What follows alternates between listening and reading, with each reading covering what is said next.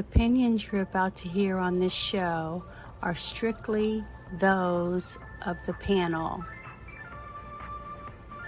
Today's digital landscape with the spread of false information can lead to dangerous outcomes. It's crucial for everyone to think critically and verify sources and reflect on the impact of what they share. Let's promote responsible communication to ensure that truth prevails and actions remain rooted in reality. The following program is rated TV MA-LSV. It contains strong language, sexual situations, and violence. It is intended only for mature audiences.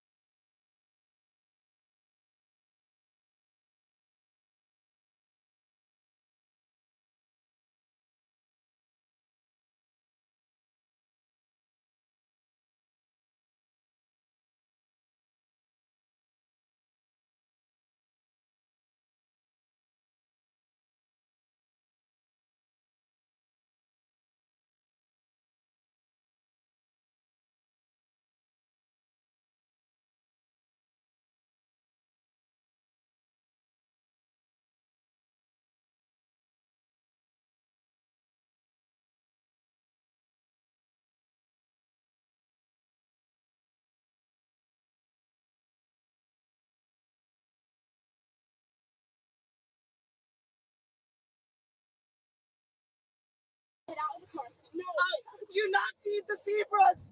Do not feed the zebras. It says don't feed the zebras. Oh no! Oh no! It says don't feed the zebras. They're hiding Oh my God. everywhere. Okay, no one. Jolie, look at the baby cow. Julie! Julie! Go away! Oh my God! Ah! Oh my God! I can't. Oh, I can't even move. They're. Oh my God! Julie!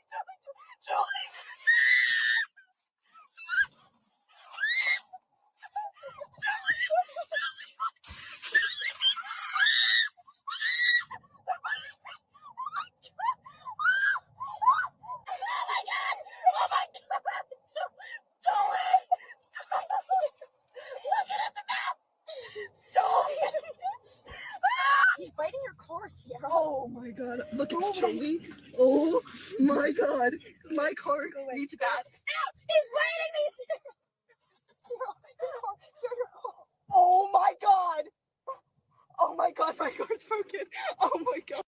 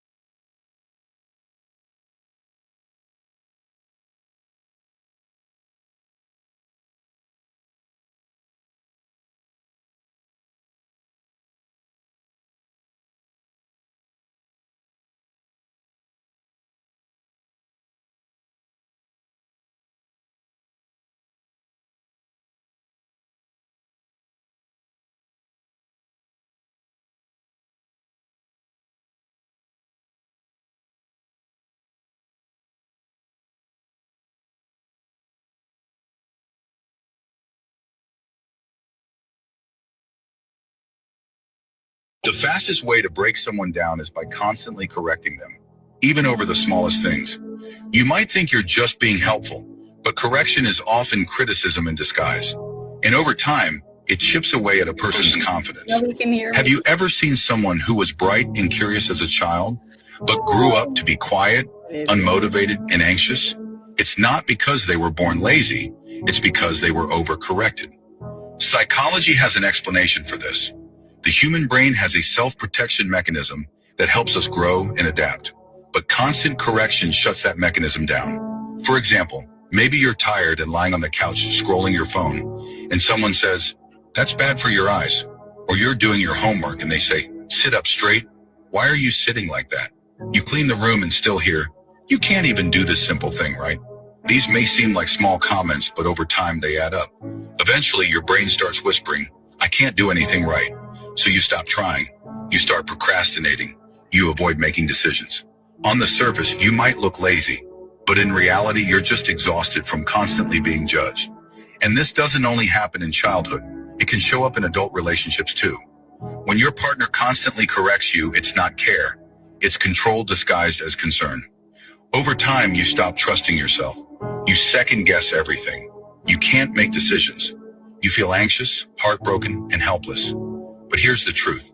The problem isn't you. It's the other person's need for control. They're afraid of losing it, so they micromanage everything you do. That's not love, it's manipulation. Real love gives you space. It encourages you, helps you grow, and allows you to make mistakes. Because true growth comes from self-correction, not from someone watching your every move. So if you're stuck in this kind of cycle, it's time to wake up. I thought that was a really, really deep when I first listened to it, because I feel like that sometimes. I feel like I feel like that. I feel like I micromanaged constantly, that I'm never good enough, that I have to constantly say I'm sorry. I'm not good. I'm just not good at anything I do. At least that's how I feel. And that's why I started doing this kind of stuff, to try to show me that there's nothing wrong with me. Yeah, I make mistakes, but everybody makes mistakes, and that no matter how hard you try, you'll get better at it, but you're never going to be perfect at everything, because we're not meant to be. You might be good at painting or singing or sewing or drawing or being a plumber. There's lots of different things you could be really good at, but you're not going to be perfect at everything. And none of us are going to look perfect. No matter how hard you work out, how much you starve yourself, you're always going to have a flaw that you think you have. But guess what? Just because you see flaws in yourself doesn't mean other people are seeing the same thing. If you smile at people, greet people with, "Hey, how are you? How are you feeling today?" Good things. I think that a lot of people don't see those things. They don't see you as you see yourself when you look in the mirror. I'm getting better at that. For a long time, I just really didn't make any effort because I felt like I couldn't compete, because I had two beautiful sisters, two blonde sisters that were built like a brick house. And, I was skinny, like athletic. And when the guys would meet my sisters, they weren't interested in me after they met me at a ball game or something like that, or, at an arena riding horses or whatever. So I just stopped worrying about it. I stopped working on it. So I didn't even really date till I was in 11th grade. Because there just wasn't anything out there, and they didn't seem interested. And if they were interested, they weren't interested in getting to know me. They were interested in, what most people are interested in. So I just didn't fall for it. So I just immersed myself into comic books and lots of other things like that, and crafts, sewing, horseback riding, a lot of other things like that. And you'll see a lot of people that do that. And I noticed that during COVID, when people were shut in and not allowed to be with other people, more people were pushed online. And I saw a lot of creativity coming out of people starting up their own little channel like this, and they would do crafts on there. sit and talk about different things they enjoyed, movies, TV shows, music, reading. Some people would read. Even people got copyright strikes for sitting and reading books out loud. I saw people doing weird stuff like getting a brush or a comb or just holding a cup and going.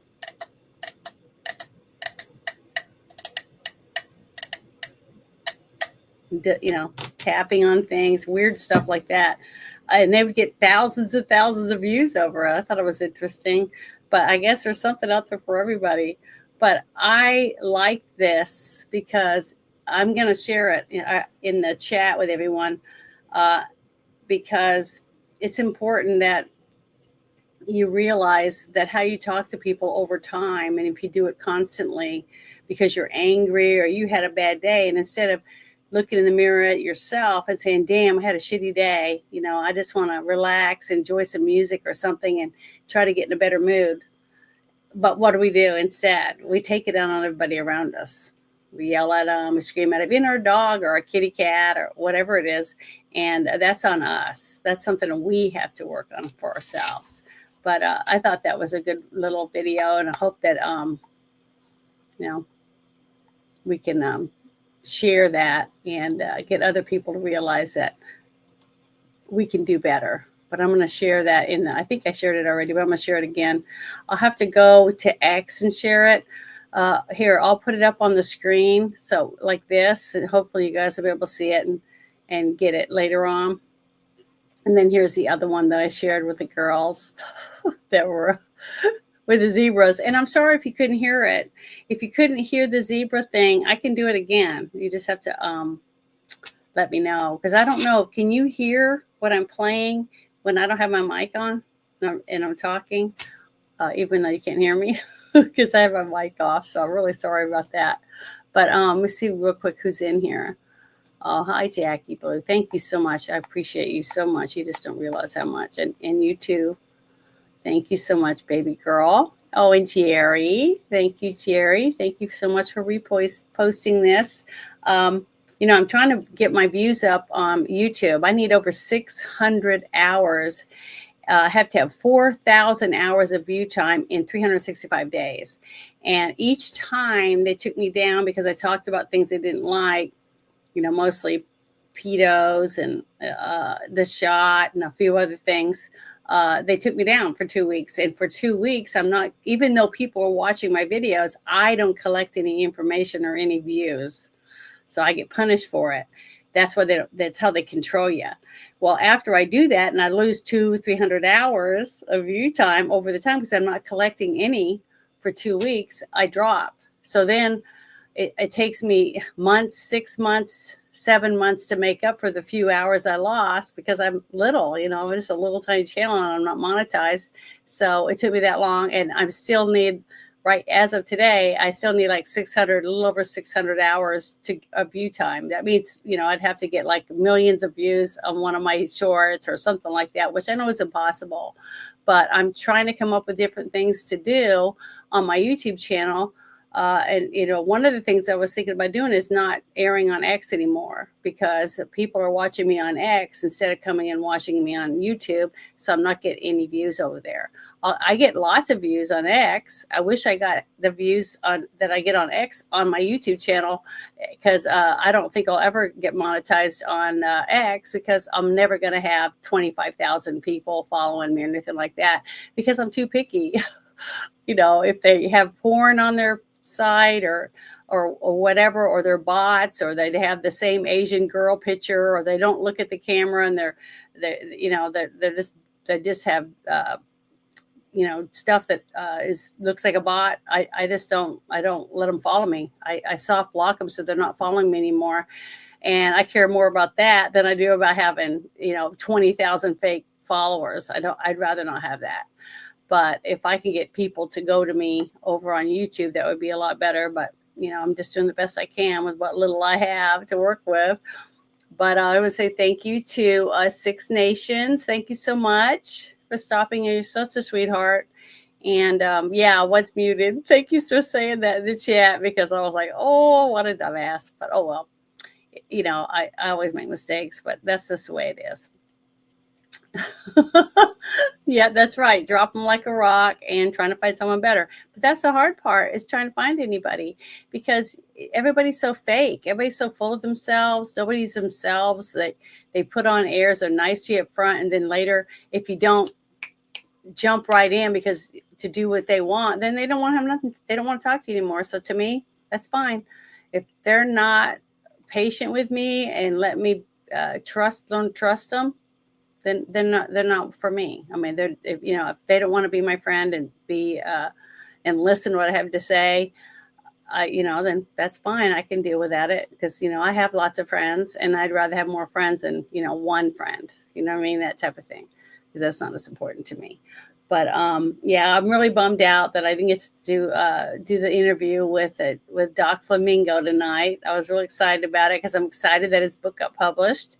He has his game and his manual out, and I was going to talk about it, but hopefully he's going to be all right, because man, I know what it's like when you hurt your back, and he's lucky he had a friend who's going to take him to the doctor. So hopefully he'll be doing better. But until then, I'll have to have him on the show later when he's feeling better. But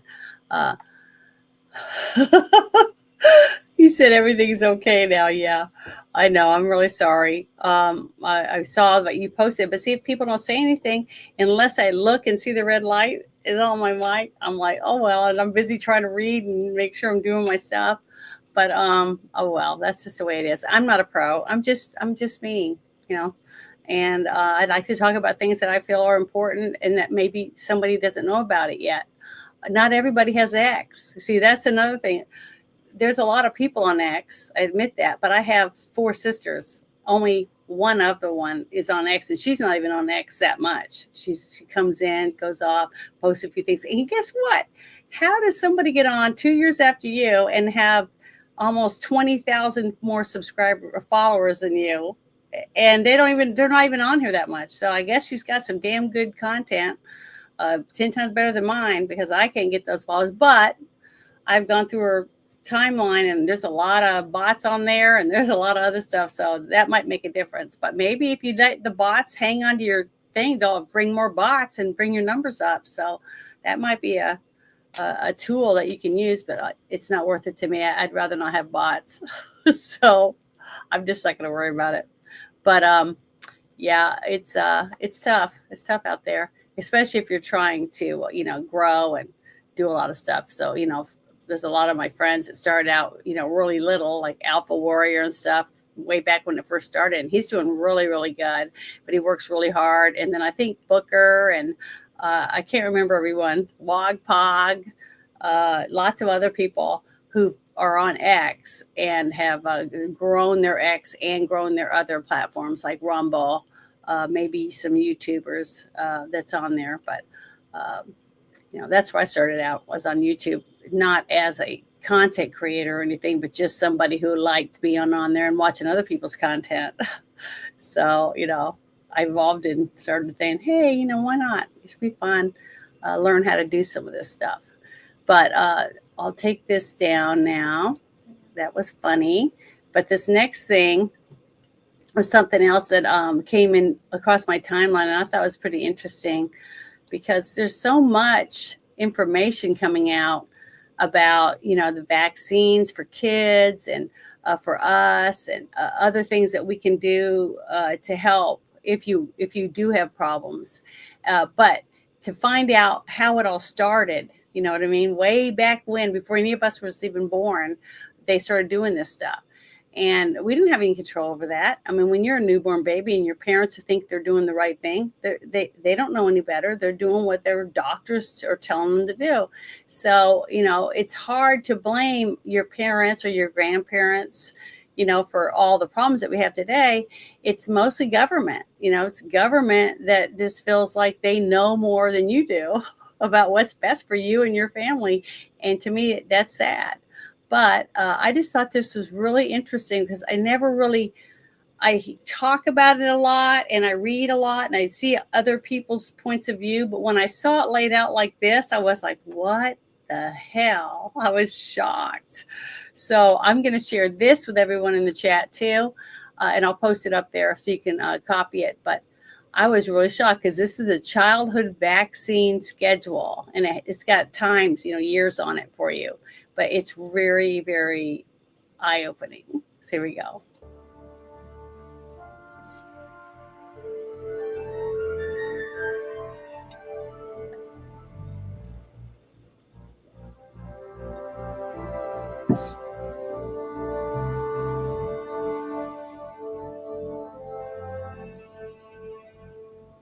Exempt from liability. Interesting. Look at all those shots.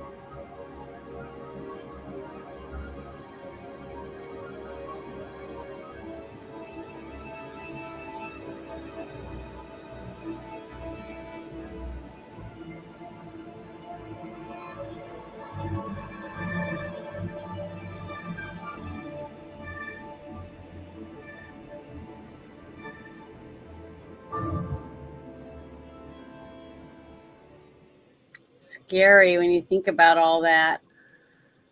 It's really scary, for one, that if you think about it, why did they have to exempt themselves from any damages? Unless they knew something they're not telling people.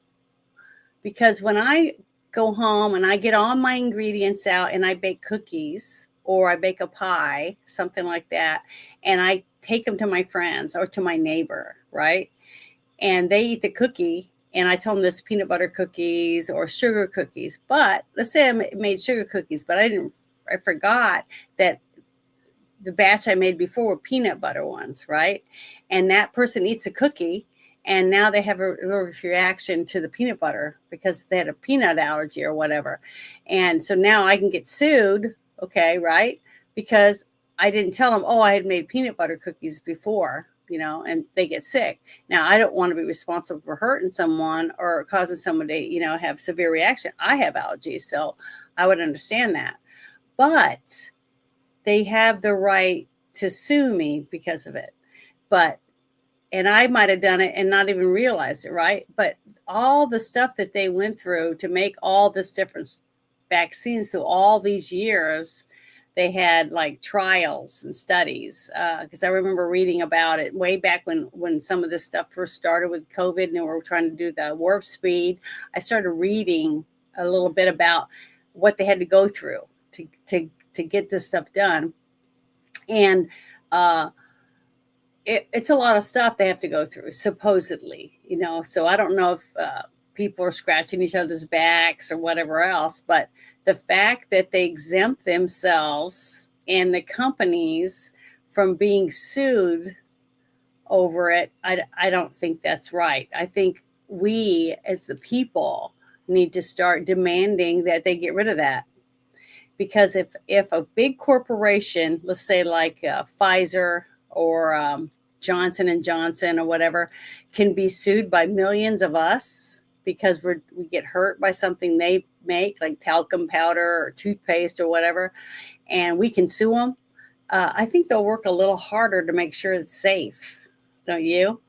I mean, honestly, that's common sense, I would think. But I think it's interesting how when I saw that, I was like, wow, honestly, these people can just do this and never be punished for it. Even if somebody in that group knew something wasn't good.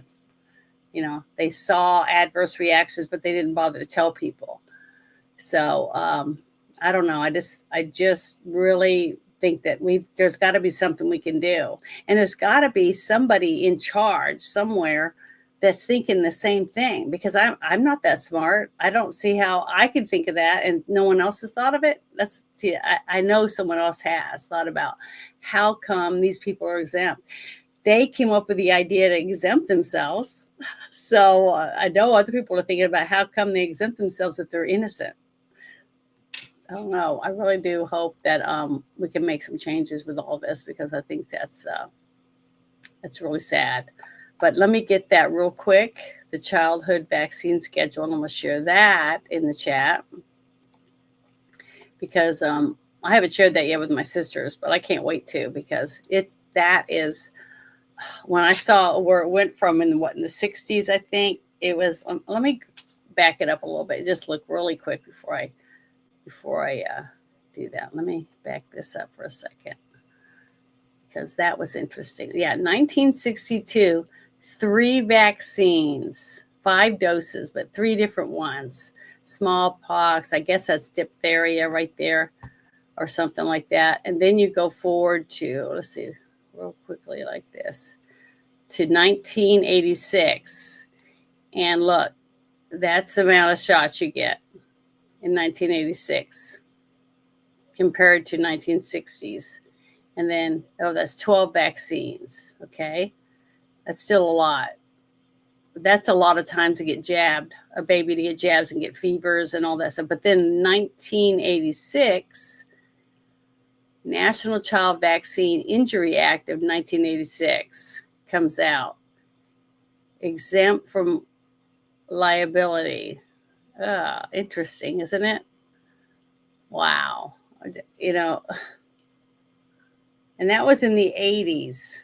Somebody thought about, well, if we don't do this, because we're doing all these shortcuts or whatever it is that they decided to change with the pharmaceutical companies not testing the products, they exempt it. And I think I remember watching a show, a documentary or something, and they were doing using children that have progeria, because basically a child with progeria is dying of old age. So they have all these horrible afflictions happening to them when they're young, like they're 10, and they have heart problems, not because they got a damaged heart from an accident or bad something happening to them.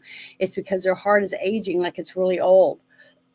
So it's really sad. But they get hardening of the arteries, they have high blood pressure, they lose their hair. I mean, there's all kinds of different things that are happening to them.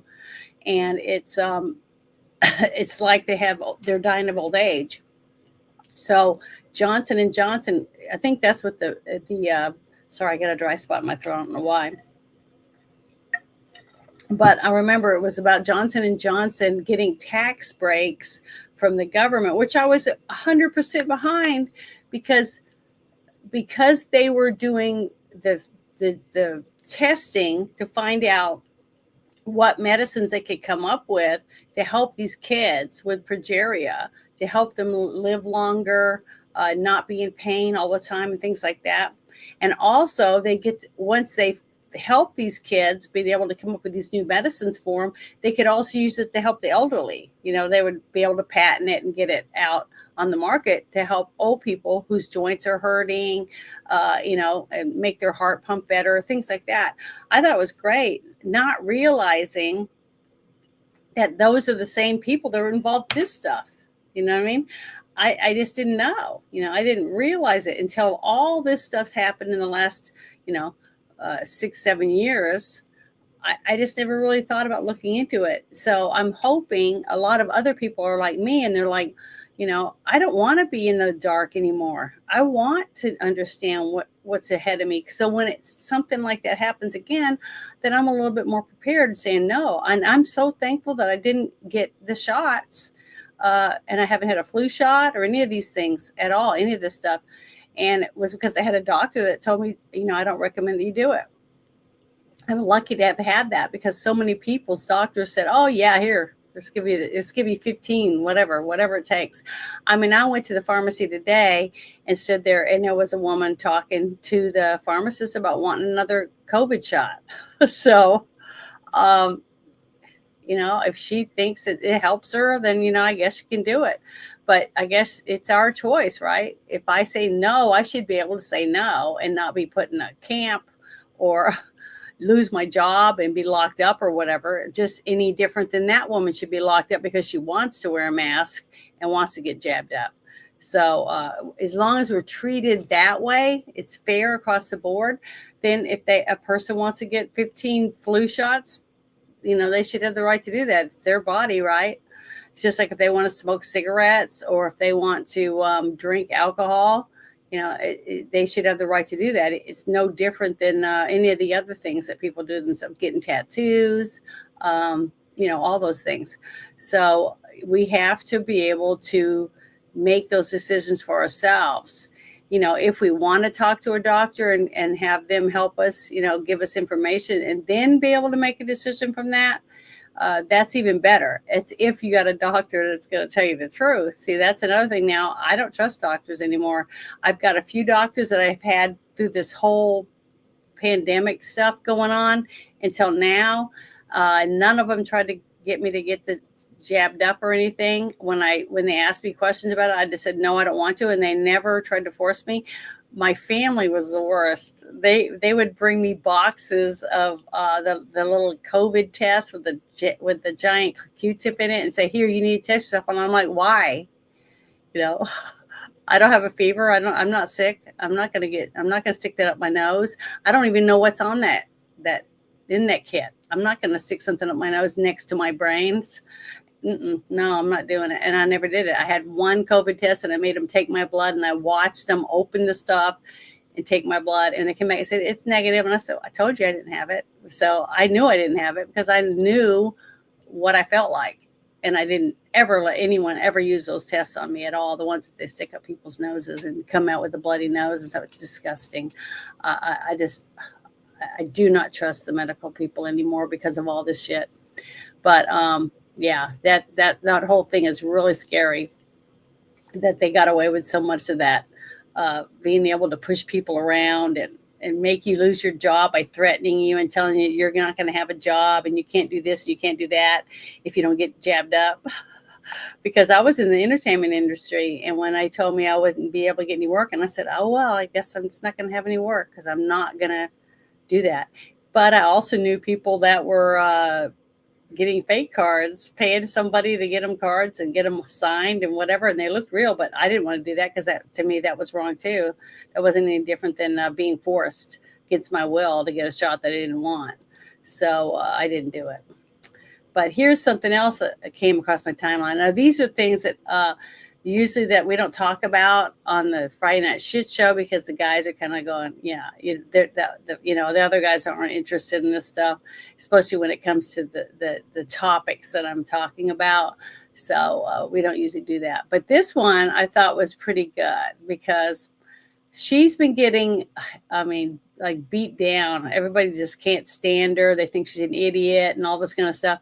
But I don't think she's an idiot. I think she's very, very smart. I don't think anybody that Trump picked to be on his cabinet this time wasn't thought out for a very long time on who he wanted, in what position. And he had a lot of people helping him look at their backgrounds, see what they'd offer, their determination about what they wanted to do and how they wanted to bring our country forward with transparency. And I really do believe that. Maybe I'm naive. Maybe I'm stupid.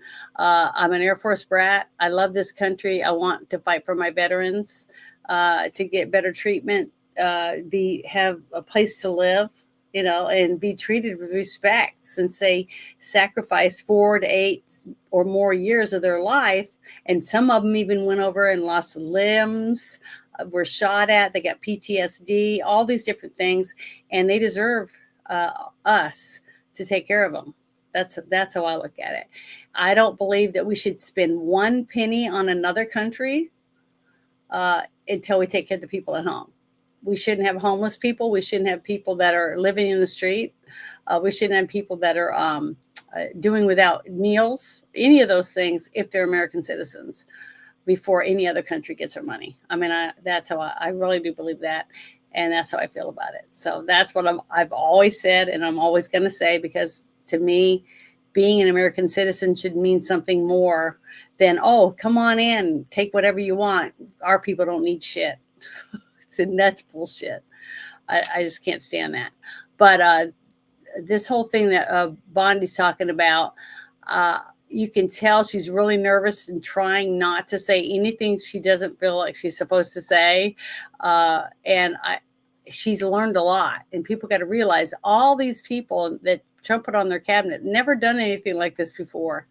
They've done other jobs. They might have been in the service. They might be lawyers, or might be all these things. But the pressure and stuff that's on them now every single day since they took these positions, and they didn't just walk off. They didn't just quit when they got a pie in their face or whatever because they said the wrong thing or they did something. I think Dan Bongino and Cash have really had egg on their face too. And we just have to support them. We have to realize that they're new at this and they're going to learn as they go. They're 8 months in? Some of them, because it took forever to get them even in there. And look, Trump still doesn't have all his judges put in because we got crappy people, too many rhinos and just too many lame duck wackos that don't want to do their job. They all ran on America First, MAGA, blah, blah, blah, and they're not doing shit. They went on vacation. They got a paid vacation, and kept coming back just enough to do the gaggable, so that they couldn't let Trump come in and appoint what they wanted because they weren't around. They know how to play the game, and they're responsible for a lot of the foot dragging that you're seeing. Everybody wants something done. We want someone arrested. We want this. We want that. But nothing's going to get done if all these people don't do their jobs. Okay. Trump is one person. He can only sign so many executive orders. He can't do everything by himself. And he's trying to get his people to do their jobs. And if you pay attention to all the arrests that they've made, all the changes that they have made with DOGE, the cuts they've made, bringing in tariffs, doing all these things, it's a huge, massive amount of stuff. And deporting illegals that have been just walking over the border, thousands and thousands and thousands and thousands every single day. And they're handed free stuff, every one of them, free money that should be going to us, to our kids that might need money, to our grandparents, our aunts, our uncles, all the people that served our country or lost their job and now they're in the street. They shouldn't be in the street. We should be able to try to take care of them, help them get a new job, those type of things, food kitchens, places to sleep, all that kind of stuff for our people that were born here and have a birth certificate from here first. I mean, that's just how I feel about it. If you don't like it, then you don't have to watch me. You don't have to listen to me. But that's exactly how I feel. And I've said it many, many times, and I'm going to keep saying it because that's how I feel. But I'm going to go ahead and play this now because I think this is a really good thing from, this is from me watching it earlier, but I just think that she's learning a lot on the job training. I'll put it that way. Here we go.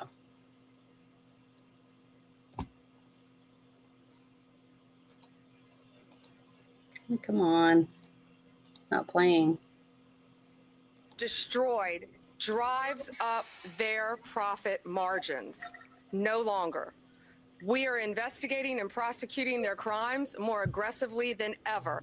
And Joint Task Force Alpha is the tip of the spear. We have been working on that with Secretary Kristi Noem, Homeland Security. And I cannot say enough good things about Secretary Noem. I was with her in Louisiana yesterday, and she is fighting to keep our country safe every single day. Just this week, Joint Task Force Alpha took 4 major enforcement actions. Right here in Tampa, we unsealed the indictment charging 12 defendants operating a massive illegal smuggling ring. The defendants engaged in a conspiracy to bring illegal aliens from Cuba to the U.S. for profit. They coached their clients, including children, who came to airports alone, came to our country alone, were put on planes for connecting flights, lied to Border Patrol agents due to coaching, and law enforcement. They charged up to $40,000 per victim. They used Zelle to transfer over $7 million over the course of this scheme, and I believe had profits, cash of over 18 million. And it's just not the southern border. In Vermont, and U.S. Attorney Drescher is here with us, we indicted Norma Lorenzo, a woman who allegedly worked with Canadian co-conspirators from Guatemala, Honduras, Mexico, and El Salvador. Children were transferred to private residences, other airports, and in 2023, according to CBP, parts of Vermont and New York started seeing unprecedented traffic from illegal aliens. Law enforcement officers operating in these areas encountered aliens from 97 different countries, including China, Pakistan, Iraq, Iran, Afghanistan, North Korea, and Yemen. In the Southern District this week of Texas, and Nick Ganji's here, we secured the extradition of 3 men from Guatemala who have been charged in connection with a mass casualty alien smuggling event. This tragic event occurred in 2021 in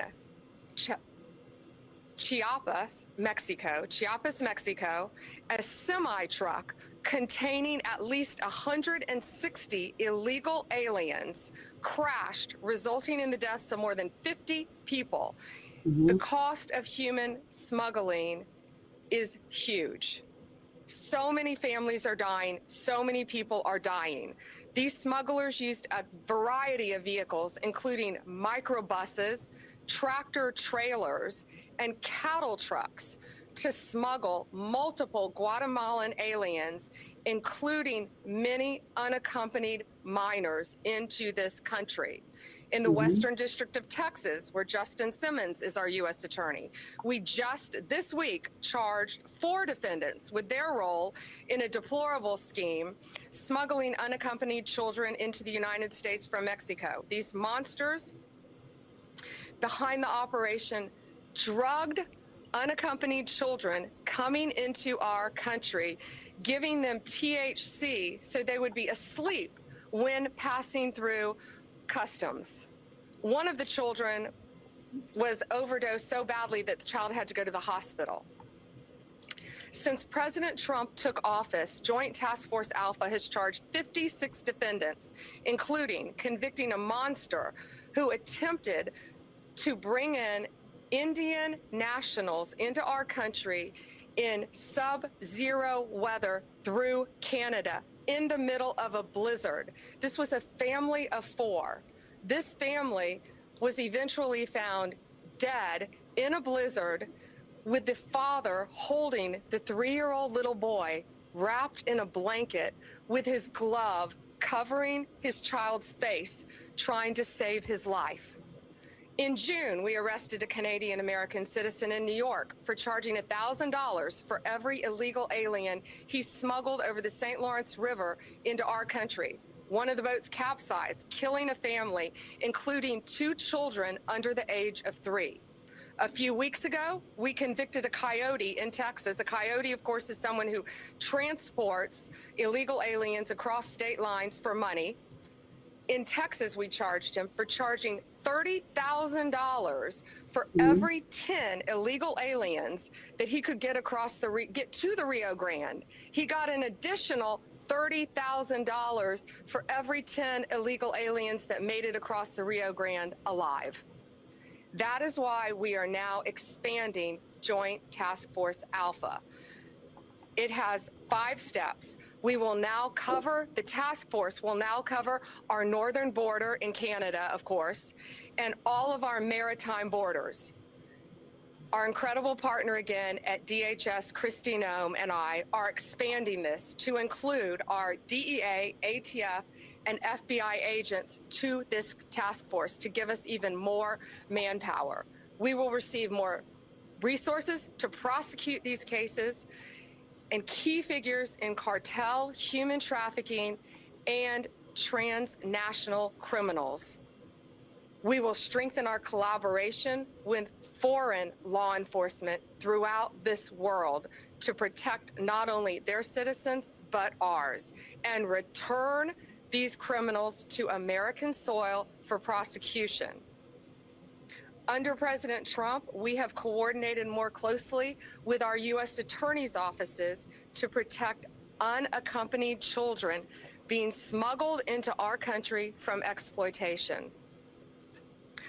One of the task force's greatest accomplishments has been demonstrating how dangerous human smuggling and trafficking are for those being transported.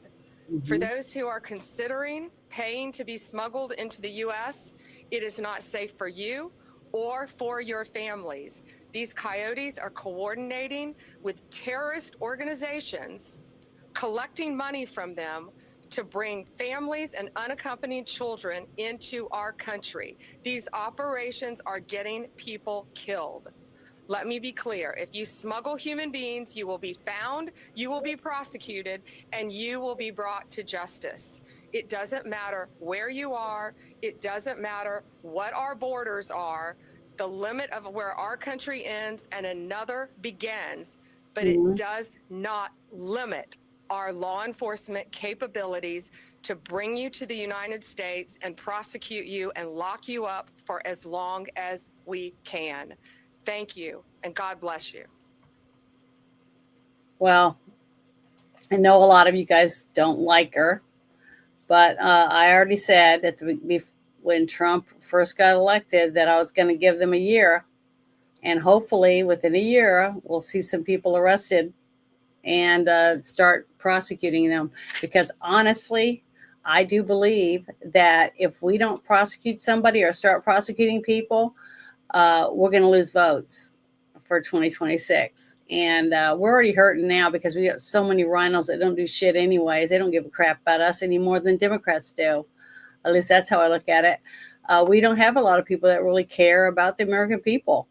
Okay, and that want to change things for us, the people that actually work and pay taxes and drive the speed limit, follow the laws, get our guns registered, try to do the things that we're supposed to do, because that's how we were raised. We were raised to open doors for the older people, all these things that we thought we were supposed to do. And now we're finding out that doesn't mean shit, because these people don't give a crap. And that's heartbreaking to me because I wasn't raised that way. Okay. I was coddled a little bit because I was raised on Air Force Base. We lived in Florida, we lived in Washington State, we lived in the Philippines, we moved all around. Okay. And we moved to Washington State again. We moved all around my whole life. So my whole life as a kid until, after I got out of high school, I didn't see what it was like off the base. There was hardly any crime because there was always cops driving around. There were base cops, but I just didn't see people get bullied at school. I just didn't see it because it just didn't happen around me. It wasn't until my dad got out of the military that I started seeing real stuff, real things happening on the streets and things like that. So it took me a while. I was a late bloomer on everything, opening my eyes to see reality. And by then I was like, what the hell? Why are people like this? Why do people hate each other simply because they have a different skin color? Because I was on a base. People were all different races and everyone treated everybody good. Everybody was nice to each other. People just didn't, get picked on until I was in high school, and I went to a regular high school with other kids, and that's when bullying started and things like that.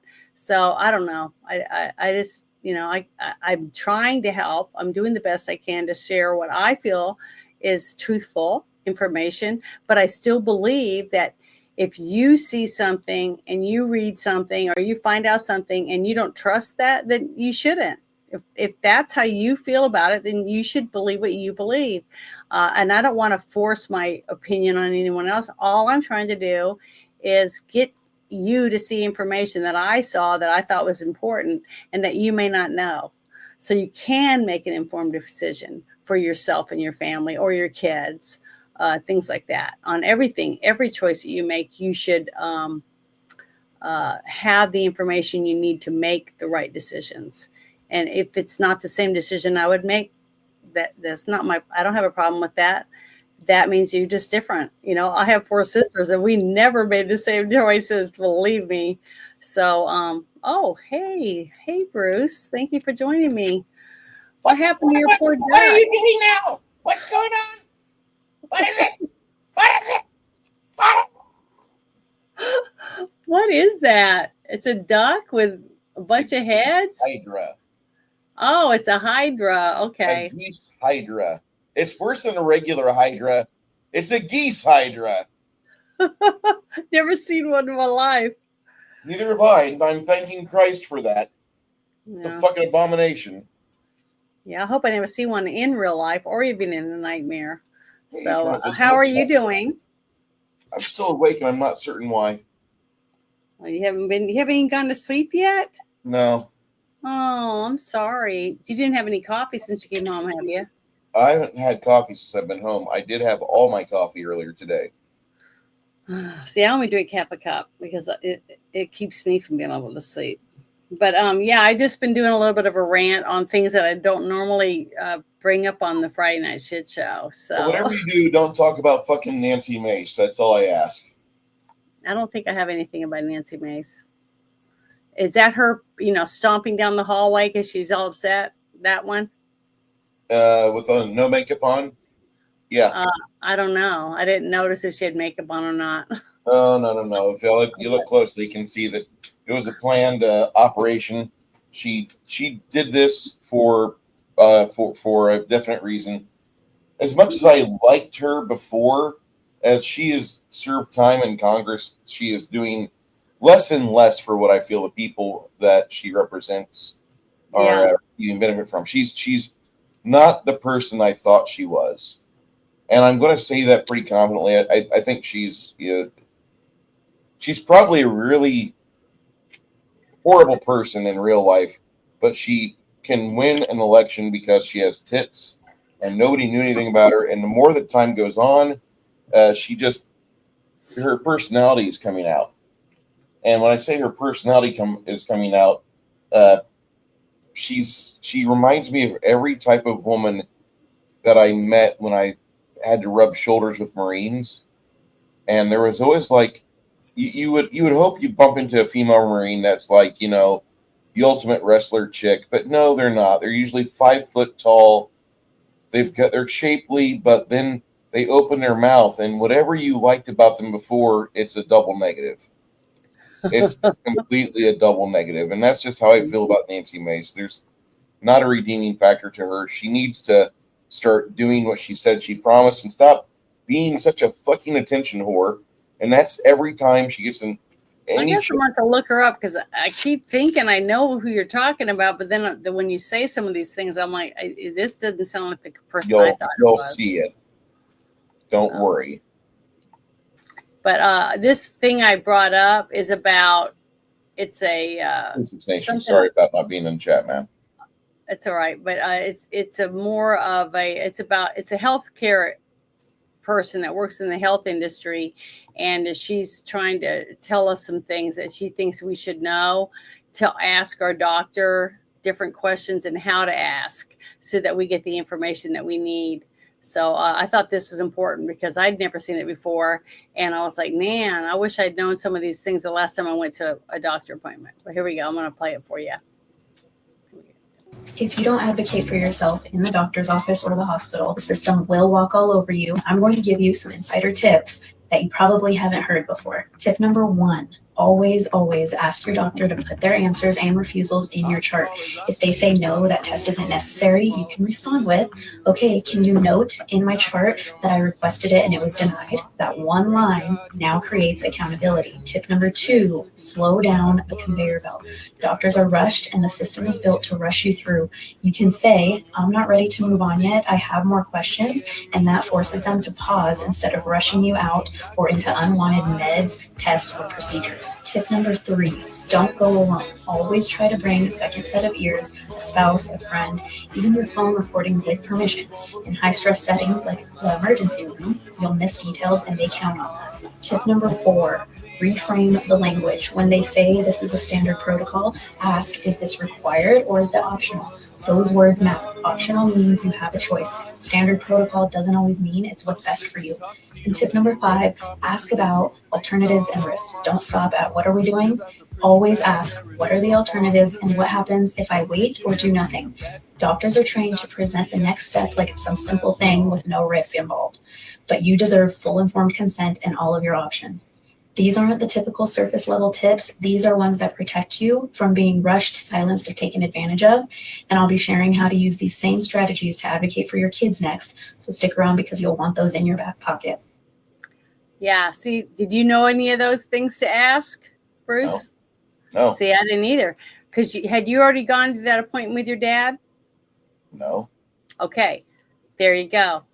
That's one of the reasons why I grabbed a hold of this, because I know there's 2 or 3 friends of mine that are about to go to appointments with their parent. Just like she said, try not to go by yourself, especially if you're going to be talking about a surgery or a special test that's going to be run to find out if something else is wrong.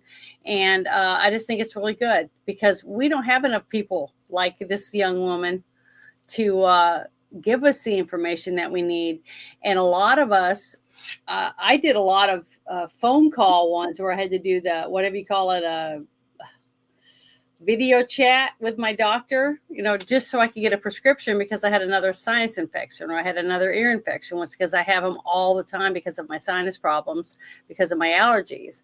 So you get to where you get separated from actually seeing your doctor face to face and asking questions, right? So I just thought this was really informative and I really like that. But yeah, I'm going to put it in the chat in here and I will try to remember to save that. But I have it on my notes. So what I'm going to do after I'm done on here is I'll try to go and I'll put it in the chat in the different platforms that I'm on. Because I can't do them all here. I really hate that's the one thing I've asked for over and over again with my OBS system is to please fix it to where I can talk to all of them. So when I post it in here, that it goes to all the different chats. They've got to be able to have somebody can do that. Hey, anybody out there that's a nerd that can do that, you guys are going to make a lot of money because I don't know anybody that wouldn't pay a monthly fee to have that service to where they can type in one chat and it goes to everybody. What do you think about that, Bruce? You think that would be popular? It might be. I mean, I only broadcast to YouTube because I knew it would get views, but I wanted it to go on to Rumble earlier today. So, I mean, everybody I know uses YouTube for some odd reason. I wish you guys would use Rumble. I know Rumble sometimes is buggy, but I'd much rather you support people that like free speech. God damn it, Bruce is making that I just shared that in the chat, but I'm going to share it in the, I got to go to X and then I got to go to Rumble and put it in there too. Pin that on your comment sections. Pin that on your comment sections. You know how to do that, right? No, I've never done that before. What does it mean? I'll show you after the stream if I'm still awake. All right. If not, we'll do it tomorrow. Well, I only got a couple more things because I was only going to do an hour show and I've already gone almost an hour. So I've only got a couple more things that I was going to bring up. But I do have it in my notes. So remind me, all the things that I've talked about tonight, I have the links in my notes so that I can put them wherever it is that you said, wherever that is, because I've never done that. Sorry, guys. I'm not a pro at this yet. I'm learning. But I will try to pin it, whatever that means. So I'll figure it out. But let me close this thing. But yeah, I thought that was very, very important. I thought it was something I'd never heard of. And some of the questions were genius. So I was like, I'm keeping that because I definitely want to share it. But this next thing I thought was really cool and funny because I really like him. And I want to share it with you guys. Let me see if this is it. Nope, that's not it. hold on. I don't know how I get these in such bad. Oh, here it is. Okay. I just love Mr. Kennedy. I've played him many, many times, but this was funny. It just would come across my timeline. It says, meanwhile, in the United States Congress. And he's Hold on, good. we gotta say that like Ted Knight from fucking Super Friends. But Meanwhile, in the Hall of Congress. This is a photograph of the alien from the movie Alien. This is what you could end up looking like if you eat some of the raw, frozen shrimp being sent to the United States by other countries. Now, let me tell you what I'm talking about. In Look at late his August, aid. the FDA found that raw frozen shrimp from Indonesia was being sold in Walmart, specifically in Walmart stores in Alabama, Arkansas, Florida, Georgia, Kentucky, Louisiana, Missouri, Mississippi, Ohio, Oklahoma, Pennsylvania, Texas, and West Virginia. It was being sold under the Walmart label called the Great Value label. At least it If won't you turn eat you it, radioactive. how could you end up? But it's funny because he's using this just basically to get your attention, okay, to make you realize that you don't know what could happen to you if you eat a bunch of radiated food.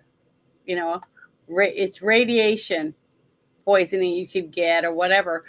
But look at this guy, his aide, the guy that puts a picture up, takes it down, pulls papers out, whatever it says. But look at him. Does he look like he wants to be here? He looks like his life is, he hates his life. Janet, that's the look of a man who has decided that in 10 years we're moving to an island. We're done. We're done. I have to do this for 10 years and I get my island. Yeah, whatever. He doesn't look happy, but I laughed when I watched it, listened to him because I love him. He always tries to tell the truth, share information that other people may not be sharing, but he's trying to inform the rest of his people, on the floor. I'm sure they all have different jobs that they're supposed to bring up, talk about what's going on, and so they can vote on it to make sure this kind of stuff doesn't happen again.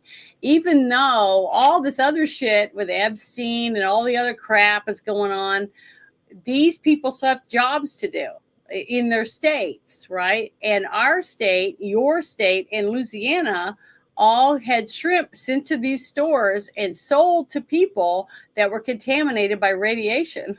And he's trying to make sure that kind of shit doesn't happen to us again. And so he's still trying to do his job, but he's doing it in a flamboyant way to try to get people to actually pay attention to it. Because as you can tell by his aid, this is a boring job. Sorry. I can't help it. I laugh every time I watch this. I shared this with Sandy earlier today, and she just laughed too because she couldn't believe how stupid it was and funny at the same time. But it's truthful. It's comical, but actually people got sold radiated, shrimp in all these different states. And it's sad to know that that's how bad off our country is, that we don't even have people that care enough to make sure that stuff that's put in a warehouse on a truck and it's signed off on and then signed off on again and again after it's delivered to all these different stores, and nobody made sure that it was safe. You know what I mean? Mm-hmm. It's scary. So I'm going to go ahead and let him finish speaking, but I just wanted to like rant. The alien in the alien, because the shrimp was radioactive. I kid you not. It had a radioactive isotope in it called cesium-137. It'll kill you. Even if it doesn't turn you into the alien if you eat this stuff, I guarantee you'll grow an extra ear. That was bad enough. Obviously, the FDA issued a recall. A few days later, it happened again. The FDA and NOAA, which I'll talk about in a second, found that there were 26,460 packages of shrimp cocktail and 18,000 bags of frozen cooked shrimp being sold once again at Walmart and at Kroger's throughout the United States, containing the same radioactive isotope. How could this happen in America? This is unconscionable. I'll tell you how. Because that shrimp from other countries, which don't abide by the same rules that we abide by in America, which if you eat it may turn you into the alien, and at a minimum will cause you to grow an extra ear. It's not being inspected. It's supposed to be. It's supposed to be inspected by the National Oceanic and Atmospheric Administration. We call it NOAA. It's part of the Department of Commerce. And yes, they're inspecting some of it, about 1%. On a good day, 2%. The United Kingdom inspects 50% of the foreign seafood coming into its nation. Even China does a better job than the United States of America. This is unconscionable, Mr. President. There's no excuse for it. Well, see, he's pissed, but he does it in such a way, he draws attention to it to try to get people to listen to what he's saying. I really like him. I voted for him. So I'm just letting you know, this is the kind of person I like. I like a person who tries to get you to understand what's happening, and he tries to get down to the meat of everything and explain to you. And he tries to do it in a way that's not so boring. And this poor guy, having to deal with him. I would do it. I would volunteer to be his aide for a day or two or whatever. I would probably have a great time. I would really probably enjoy it. But hopefully you didn't buy any of this shrimp, did you, Bruce? I don't eat seafood. Well, I like seafood, except that I didn't buy any shrimp recently. Okay, but everybody says, oh, the Bible doesn't like gays. There's only 2 instances in the King James Version where God has verses saying, if you're a dude, don't lay with another dude. There's 8 verses in the Bible that God talks about, don't eat shellfish. I don't know what the problem that God has with Poseidon, but he 8 times, no seafood. You know what I don't eat? Seafood. I like bacon. I've been eating seafood since I was a kid. So. I mean, I just discovered that like maybe 8 years ago. And I'm like, I didn't like fish food. I'm good. So I haven't eaten at the Crab Shack since 2015. Now it's 10 years. Wow. Oh, that's good. I'm glad you have something that you're sticking by it. Yeah. I think that's important. But I love seafood. I think it tastes delicious, and I'll probably pay for it. Just like I said, I'll probably be so far back in heaven that I can't even barely see a pinprick of light from God's throne, but I'll be there. So I'll be happy. I'm not even worried about seeing the throne. Just don't let me go where they play Bee Gees music. That's all I ask. Yeah. Well, I just want to make sure I make it so I can see my mom, because I know she's there. I can tell you right now. If I go to heaven and they've got some shitty like Jerry Garcia Grateful Dead shit, no, I'm out. Send me to Lake of Fire. I know Satan jams. Well, here was something else that came up I thought was interesting, came across my timeline. This guy's perspective on, the whole thing in California that was going on with no voter integrity and all this kind of stuff. And I like trying to have different opinions on here. about different things. And I'm not from California, but California is a huge state. And a lot of things that happen in California usually end up flat on all the rest of us, right? Slapping us upside the head. And the fact that their governor is probably going to be the one that runs the next time for president of the United States. So I think I'm going to start paying a little more attention to what's going on in California, just so I'm prepared a little better when he does run, about what an idiot he is. So maybe we can not suffer to get someone like Gavin Newsom as president. Because I don't even think he's attractive. You honestly feel that he's do you honestly feel Gavin Newsom is a threat to America? Because he's not polling very well nationwide. Yeah. He So doesn't poll well in California until they need to rig the vote. how many votes did that cackling hyena get in this last election? Real votes or fake No, it votes? doesn't matter. If they counted, it worked for Biden. He got 80 million votes. Okay, so if the same people that voted for Biden and that voted for the cackling hyena Minus vote 22 for million. him, he's got a chance to win. So I don't care whether it's fair or whether I believe it's fair. It doesn't matter. It's what is going to matter when the numbers are counted and It's all really added up. weird. Janet, 21 million people showed up for Biden and they wouldn't show up for Harris. What happened to them? Did they just go away? Do you They understand that? left the country because they were illegals, probably. I mean, I don't know, but all I know is it's scary. People did not vote for Kamala Harris, but they were willing to vote for Biden, for the guy that he can't ride a bike. I don't know what the problem is. So I don't know. I just know that it's scary, the thought of it. But if more people like this young man share their thoughts, maybe more people will realize we don't want Gavin Newsom as president. So here we go. Hi, everyone. So take a look at this clip and come right back. Do you think ICE is not going to show up around voting and polling booths to chill participation? You know that. The National Guard, you know that. Everybody knows what's at stake. So we have to put a stake in the ground and do things differently. So think about what he said for a second. As many of you know, I was an immigrant in America for 18 years before I became a citizen. And throughout that entire 18-year period, there was never a single time that I showed up at a polling station on election day because I did not have the right to vote in America. So what is Gavin Newsom saying here? There are immigrants who are voting.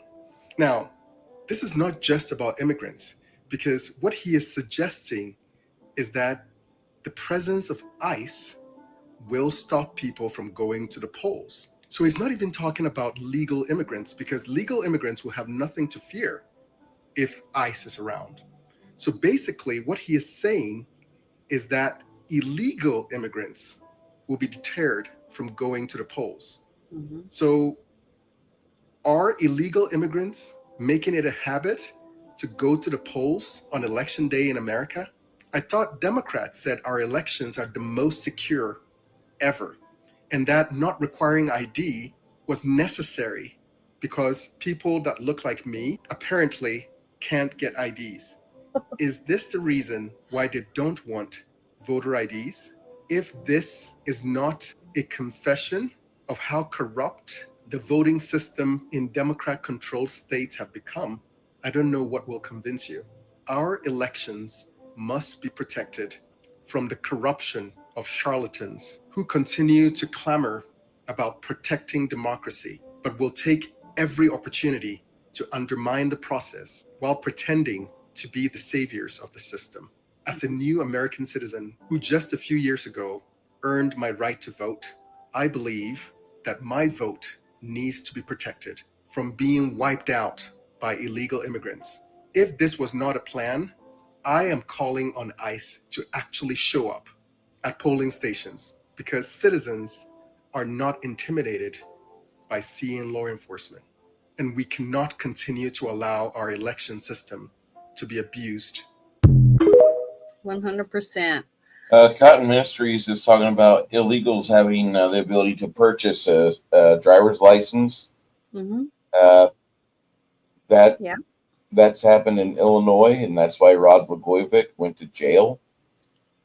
I mean, look, what was it, 2 weeks ago when we were talking about the truckers that are killing people on the interstate, and they have driver's licenses and they can't speak a word of English. They can't even read the signs. You see what I mean?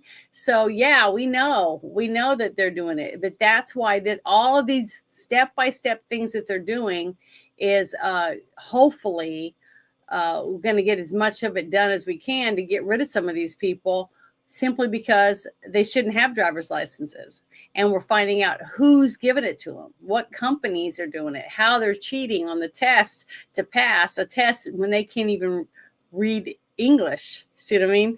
Because I did that on the, I think it was last week, showing how they had a hole cut in their shirt, and then they had an iPhone strapped to their chest, and then they had an earpiece, and there was a person in the car reading all the answers and telling them in their language what buttons to push.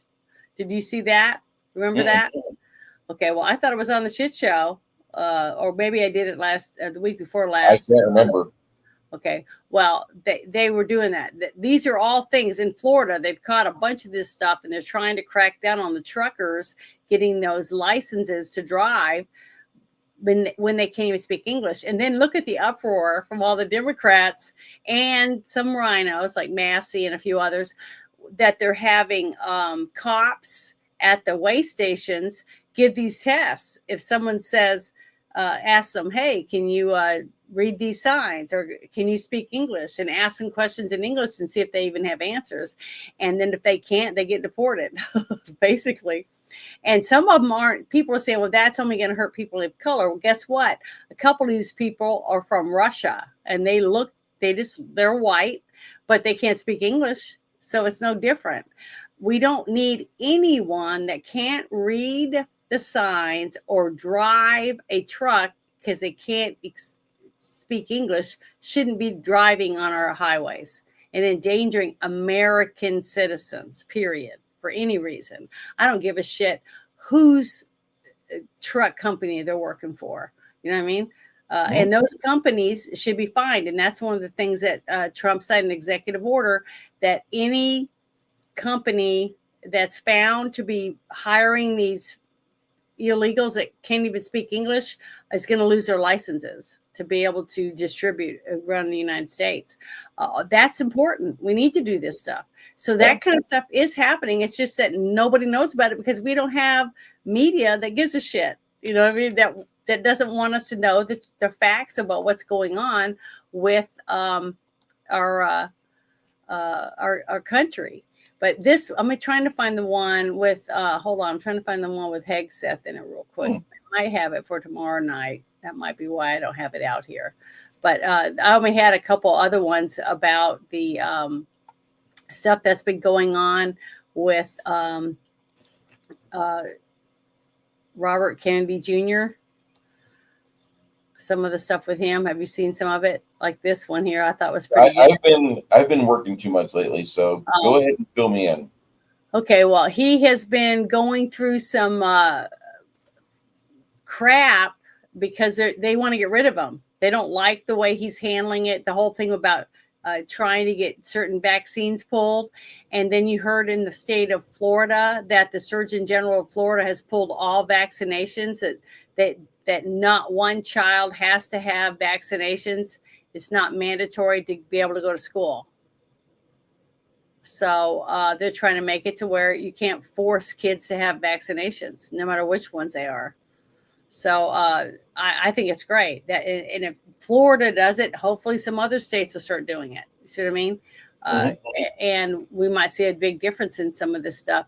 But I said earlier, before you were on the show, that I went today to go get some allergy medicine. I couldn't get it. I couldn't get my allergy pills because tomorrow I have 2 pills. I have 12-hour pills and I have to take one in the morning and I'm supposed to take one at night because that's when it starts to wear off. You know, when I start getting stuffier, it's I'm getting closer to having to take another one because sometimes they don't last exactly 12 hours either.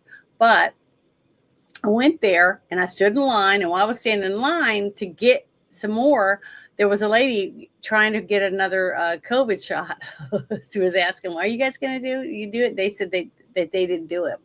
So I don't know if Walgreens at the Walgreens I went to are even going to give the shots anymore for COVID, because she said she had to go someplace else, so she wasn't very happy. But they told me I couldn't get one.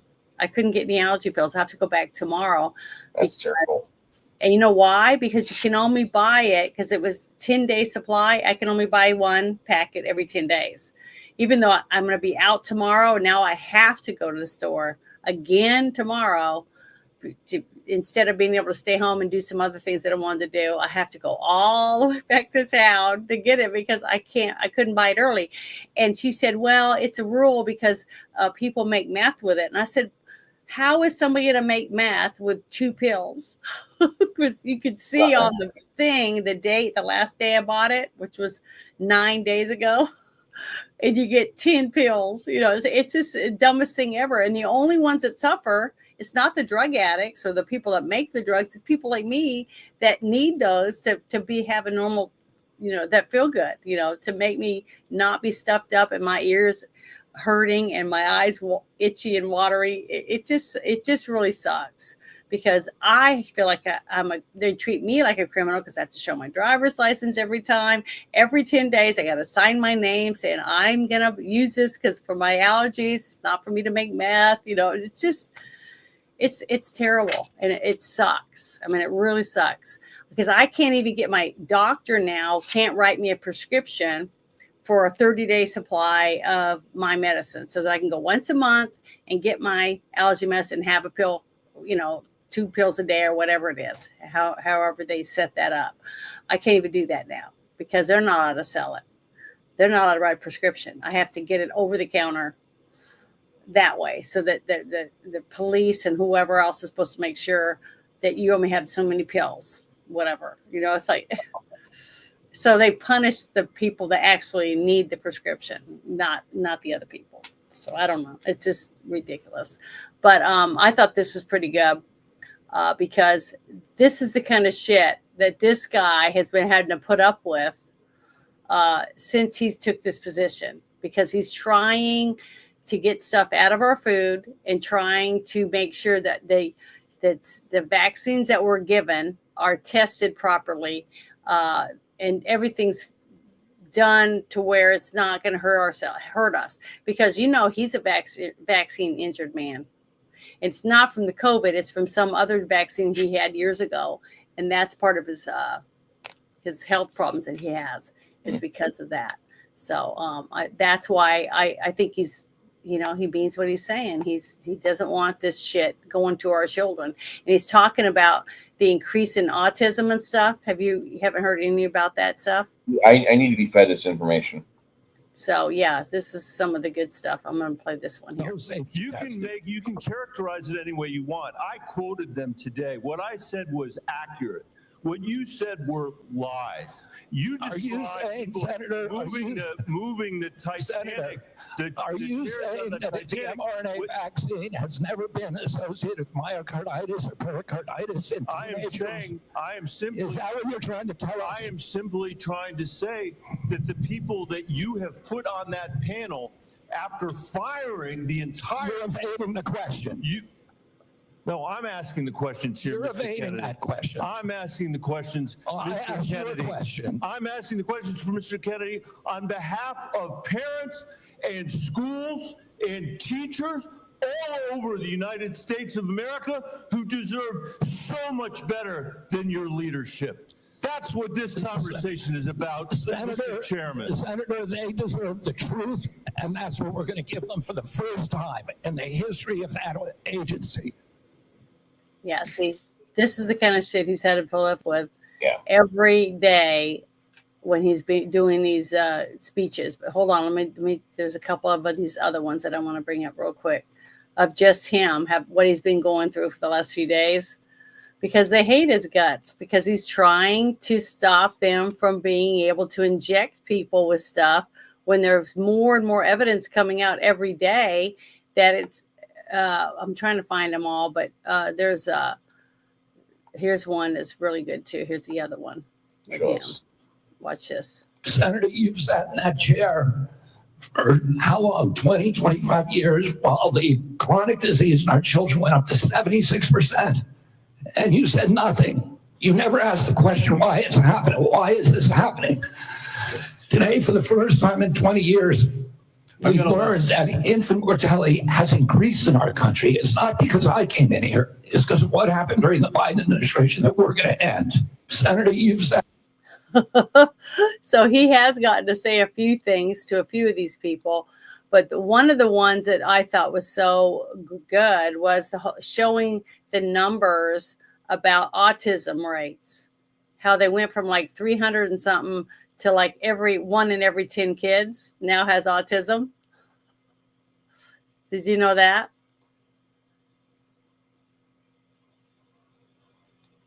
I don't know if you can hear me now. Can you hear me? My internet went down for a second. Okay. All right. Well, it said, I was saying, I saw one of these and it was talking about how like 1 in 300 and something kids, okay, which is still a lot, would have autism. But it went from that to like 1 in every 10 kids.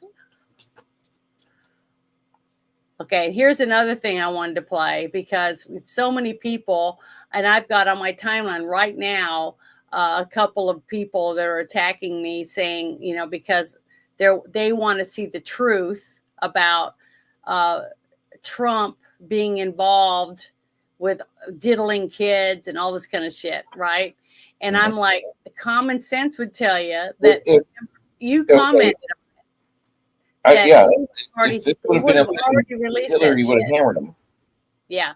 So that I wanted to play this because this is the lady asking. This guy right here is the brother of that one girl that supposedly just committed suicide. Yep. The one that moved to Australia. And these are other people that were victims. Do you honestly feel she committed suicide? No, I don't think she committed suicide. But that's what I'm saying. That's who this one guy is. But these are people that were answering questions and stuff, right? That were involved in the whole thing that happened. And another thing I was trying to tell people, I've been saying since when they first started bringing all this stuff up, and that Pam Bondi did say, I'm not releasing names of people, I'm redacting names of women and other people that were on the island and at the other properties, on the yacht, on the other things that all had to do with Epstein and Ghislaine Maxwell, right? Mm-hmm. That don't have anything to do with it or do not want to be involved, okay? Just because someone was raped or forced against their will to perform horrible sexual acts on hundreds of people, okay, and they don't want their name out. They're married now. They have family of their own. They don't want to be in the middle of this zoo, okay? They want to be left out, and they have the right to have that. Or let's say some of these women signed, not these women, but some of the people involved signed a non-disclosure and took money. They took compensation for the damages that happened to them. And if they did that, their names they're going to be redacted. See? And then also people who've came forward that maybe were hurting some of these girls back then, and they said that they would turn state's evidence or they testified in the other trial with Ghislaine Maxwell, their name will be redacted. See, there's a lot of legal stuff in here that people just don't seem to understand why these names won't be on there, right? But when this lady asked them this question, and it's still not good enough. They're never going to be satisfied. These people are never going to be happy. It doesn't matter what. And all it's going to do is hurt all the victims. That's what they're doing. All the big mouth assholes that can't shut up and let the victims have their say aren't going to take no for an answer. So I don't understand that. I do have to ask, and I know, and it's just something that I think we're compelled to at this moment, with the attention on President Trump, with these questions around a pardon. Did anybody see or hear of the president himself doing anything inappropriate as it related to Jeffrey Epstein? No. I do have to ask, and I know, and They said no. Okay, and now we have victims that are coming out saying that they're going to release names on their own of people that they dealt with themselves, which is what should happen. If you're a victim and you're assaulted, you should have the right to come out and talk about what happened to you and who did it. And it's up to the courts or whoever to take whatever evidence these people have, okay, and either believe it or not. But the thing is, when I kept saying that they should unseal the documents from the Ghislaine Maxwell case, because they put her in prison, okay? So whatever documents that were used in court to put her in prison proved that she was guilty of trafficking these women, right? And there's got to be names, right, of people that were trafficked and took these girls and did things to them, or they wouldn't have evidence against her, right? Doesn't that make common sense? Get those names. And the thing is, if we want the names, but who should get the names? The girls, the women, and the young boys or whatever that were trafficked on that island. They're the ones should have the right to get the names, get the list, sue the shit out of these people if they want, period. That's how I look at it. Has nothing to do with me. I wasn't tortured on this island, and it has nothing to do with me at all. And I shouldn't demand anything. These girls are the ones that should get retribution. You know what I'm saying? And then when that's done, then if whatever's out and people want to write a book or they want to make a movie about it, a TV series or whatever, then they should approach the girls and say, hey, we want to do this and we need your stuff. But I'm just saying. I'm just saying, like, we've already been told the Mossad is in control of this entire situation. They're not going to release all their list of names. Who said that? Of people they control. Who said the Mossad was involved? Was it in the Ghislaine Maxwell trial? No, but wouldn't common sense tell you that we are being controlled by an exterior entity? No. Otherwise. So what are you telling me? This is what you're saying. You're saying that Trump is taking it up the ass for Mossad to cover all this stuff up for him. Is that what you're saying?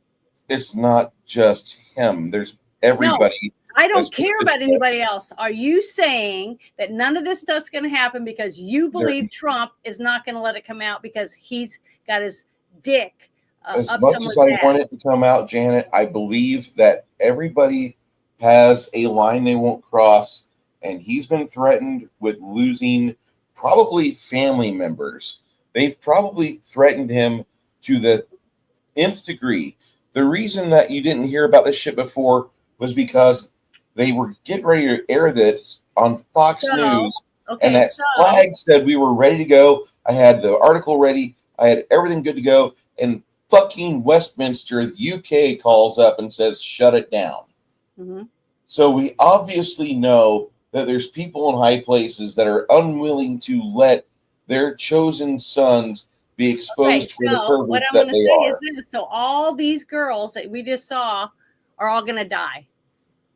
They're all going to be killed because they're opening their mouths when they shouldn't. And the only reason they're still alive is because they had kept their mouths shut until now. These ones that you got on TV right now, mm-hmm. I'm pretty certain that they're going to disappear one by one over a course of a 3-year period, just like the first fucking group of people that were closest to JFK when the shots rang out in Dallas. Okay, those people are standing by where the parade's going by. Mm-hmm. Every single one of those individuals that's there, there's like 13 people that mysteriously died over the next 12 and a half, 13 months. Mm-hmm. Okay, just keep that in mind. Trump, he's probably been told, we stop this. This doesn't go any further. And more than likely, as much as he wants to play ball, he's going to shove people. Why are you guys still talking about it? Guys, come on. We got to do other things to build up the nation. Come on, let's go. Okay, so Trump is corrupt. Bondi's corrupt. I don't know about corrupt. I'd say threatened. He's corrupt. If you can control Trump by saying we're going to kill your wife, we're going to kill you, we're going to kill your sons, we're going to do this, then he's corrupt, period. There's no other explanation for it. Why? Okay, so Because we've that got a means list. somebody We've got it whoever's listed got evidence corruption locker. over Trump can do whatever they want and make him be their puppet.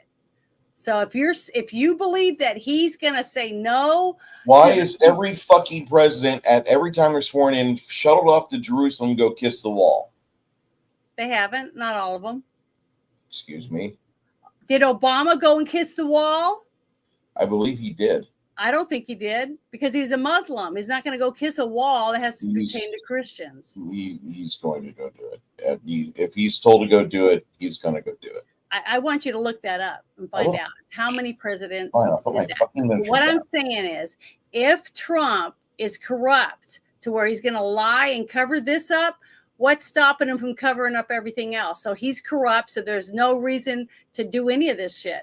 There's no reason to fight for anything. All women deserve to be raped and all be treated I like never dogs. said that. Not you. I'm saying the corrupt people are saying that. None of us should have any rights. So we should all just quit our jobs and get our guns and sit on our porches and wait for they come to take our shit and get in a shootout. That's what we basically should do. That's the only thing we have left.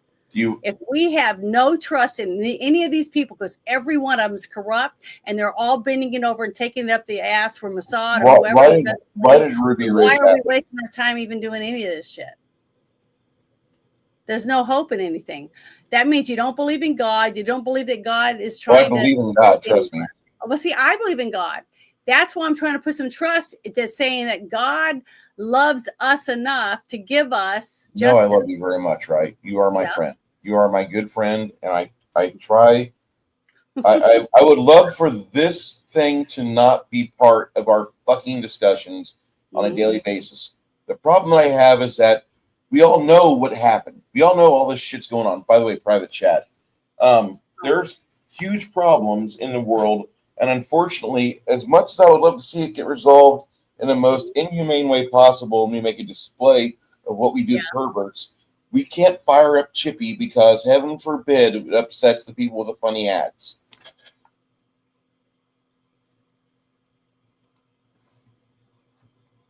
Did he didn't kiss the wall though, did he? You want to show that? Oh, you want to show it? Yeah. Hold on. I'll let me stream this. I'm going to share the screen. Oh, I was gonna pull it up for you. Oh, here you go. So, oh, you already got it. Okay. I was gonna open it and pull it up for you. And the Guardian tells me, first thing, this article is more than 17 years old. What would you be looking at this? 2008, and he went there and he kissed the wall, even though he wasn't an American citizen.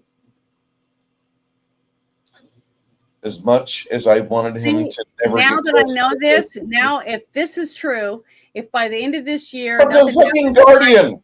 No, I'm just gonna say if nothing happens by December 31st to where none of this stuff comes out, nothing is settled, and you guys are right about Trump being corrupt, then I'm not going to do any of this anymore. I'm going to stop my YouTube channel.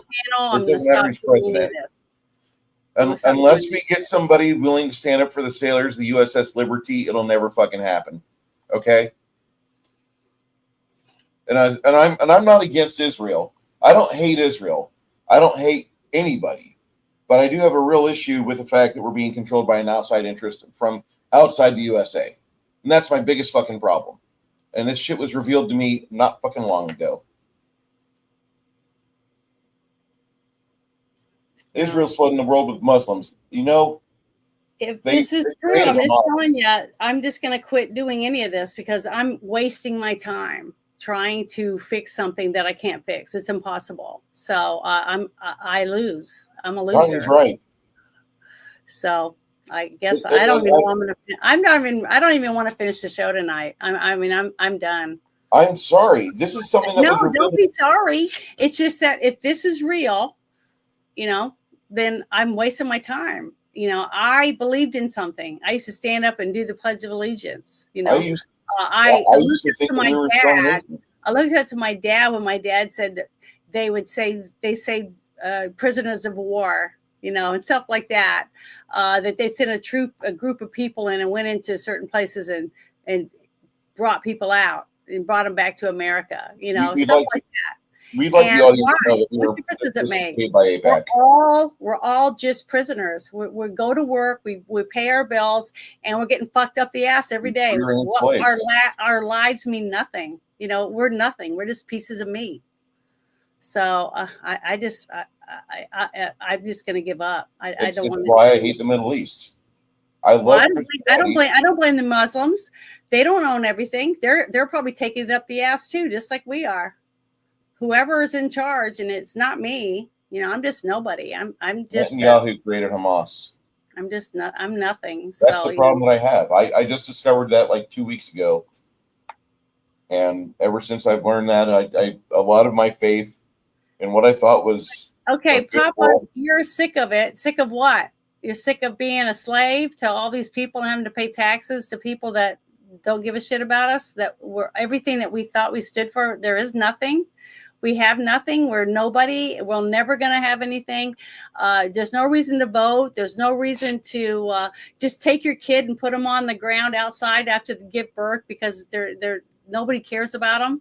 Nobody cares about any of us, right? So we're useless. I mean, our lives are useless. I don't own this house. You know, I don't own nothing. Go to the 938 comment from Cotton Ministries. Highlight that. This Trump. Nope. Above. One more. Read that.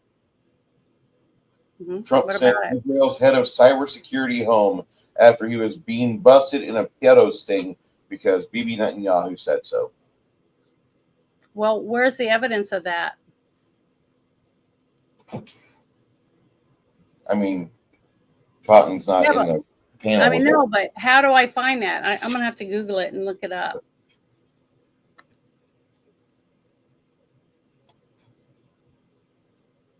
Well, it was nice meeting all you guys, but I guess I won't be doing anything else If anymore. I end up dead, I'm in a very happy place. I love my job. I love my family. No, I'm talking about this stuff. I'm just not going to do any more YouTube things because I did it to try to make a difference. And since I can't make a difference, and no matter what I say or do, it's not going to make a difference, then why am I doing it? See what I mean? I told you why I started doing all this when we first became friends. And so why would I want to waste my time doing this anymore? Oh wow! You know what I mean? Which one do you want? Do you want Newsweek? About what? What are they going to tell me? More stuff that I can't do anything about? Pretty much. This happened on the 20th of August. Okay, well, can't do anything about it. It's useless. You know, I mean, there's nothing to do about it. I mean, if they'd stop creating the problem and sending Muslims over here, I'd be. Why would they? Why would they quit when we're just nothing? We're just pieces of meat. They can do whatever they want with us. We're just fish in a fishbowl, right? The problem that I have with Israel is that there's no blood of Christ over there. I'm never going to go to Israel. But it There's doesn't no matter. They're already bloodline. here. So basically, we're just all being sacrificed every day. I mean, they just can kill anyone they want and do whatever they want whenever they want. And there's nothing we can do about it. So why even get out of bed tomorrow? You know what I mean? 20 August 2025, a top Israeli government official arrested in an undercover sex sting in Nevada intends to fight the charge despite having already left the United States. Why did they put it on the news? I don't know. I know, but see, that doesn't make any sense. Why put stuff on the news or even talk about it if it's already known and nobody's going to do anything about it? So it's just a waste of time. All this is a waste of time. So, I mean, as much as for years, I railed against everything from the children of Ishmael, and I cannot stand them because they're subhuman pieces of shit. It's the people that are sending them over here. Anyway, and you're not supposed to give up, Janet. You're still supposed to be a dick. If I have to take in breath and go pump shit. I think about what? If you're going, you can't quit. You laid out your little path. I want to tell the truth about things. I want to try to What protect do I have to fight for? I can't save the world for my kids. So why should I want my kids to fight? I mean, why would I want my I want- kids? I want your daughters and your son to be able to fucking bullseye something from 500 yards. What good is it going to do them? It's not going to do them any good to put themselves in more danger. For what? I don't know. Just for a chance, he might have a chance to fight back. Fight back for what? Like I already said, I'm going to probably die on my front porch when they come to take my shit and give it to somebody that. Well, at least you'll be dying on your feet than on your knees. Yeah, that's what I'm saying. That's all I have left is this little place that I have and a few chickens. So when they come to take it, it's going to be over. But this right here, what I'm doing is like a waste of my time when I could just go and just work in my garden and I guess, try to enjoy a little bit of the countryside while I still have it. You know what I mean? The ones that are supposed to ally with Christ will not even be considered Jews in the end, because they'll be Christians. Well, they'll be giving themselves to Christ. What? Jesus Christ was a Jew, and he was raised a Jew in Jewish traditions. So every time people bash Jews, you're bashing Jesus Christ. That's how I look at it. No. So I don't bash Jews. I don't bash Jews. I don't bash any religion. Because each person is going to go before God themselves, by themselves, stripped of everything. And then you're going to be judged. So it's not going to matter. I mean, as much as God had a plan for everything and everyone, probably back in like. He knows what our choice is. Yeah, he's all knowing. That's right. Biblical Jews are not the modern Jews. Do you think Christ would fucking let J.P. Morgan Chase and the Rothschild family fuck your family over for 30% of everything you take before taxes? Do you think Christ wouldn't throw a table or two? Because the Christ I fucking worship would. I do believe in God. I'm pretty certain there's two separate varieties. I believe in God, and I believe that Jesus Christ died for me, and that I'm supposed to try to live my life every day. And there are whole groups of people that disbelieve him, and that's fine.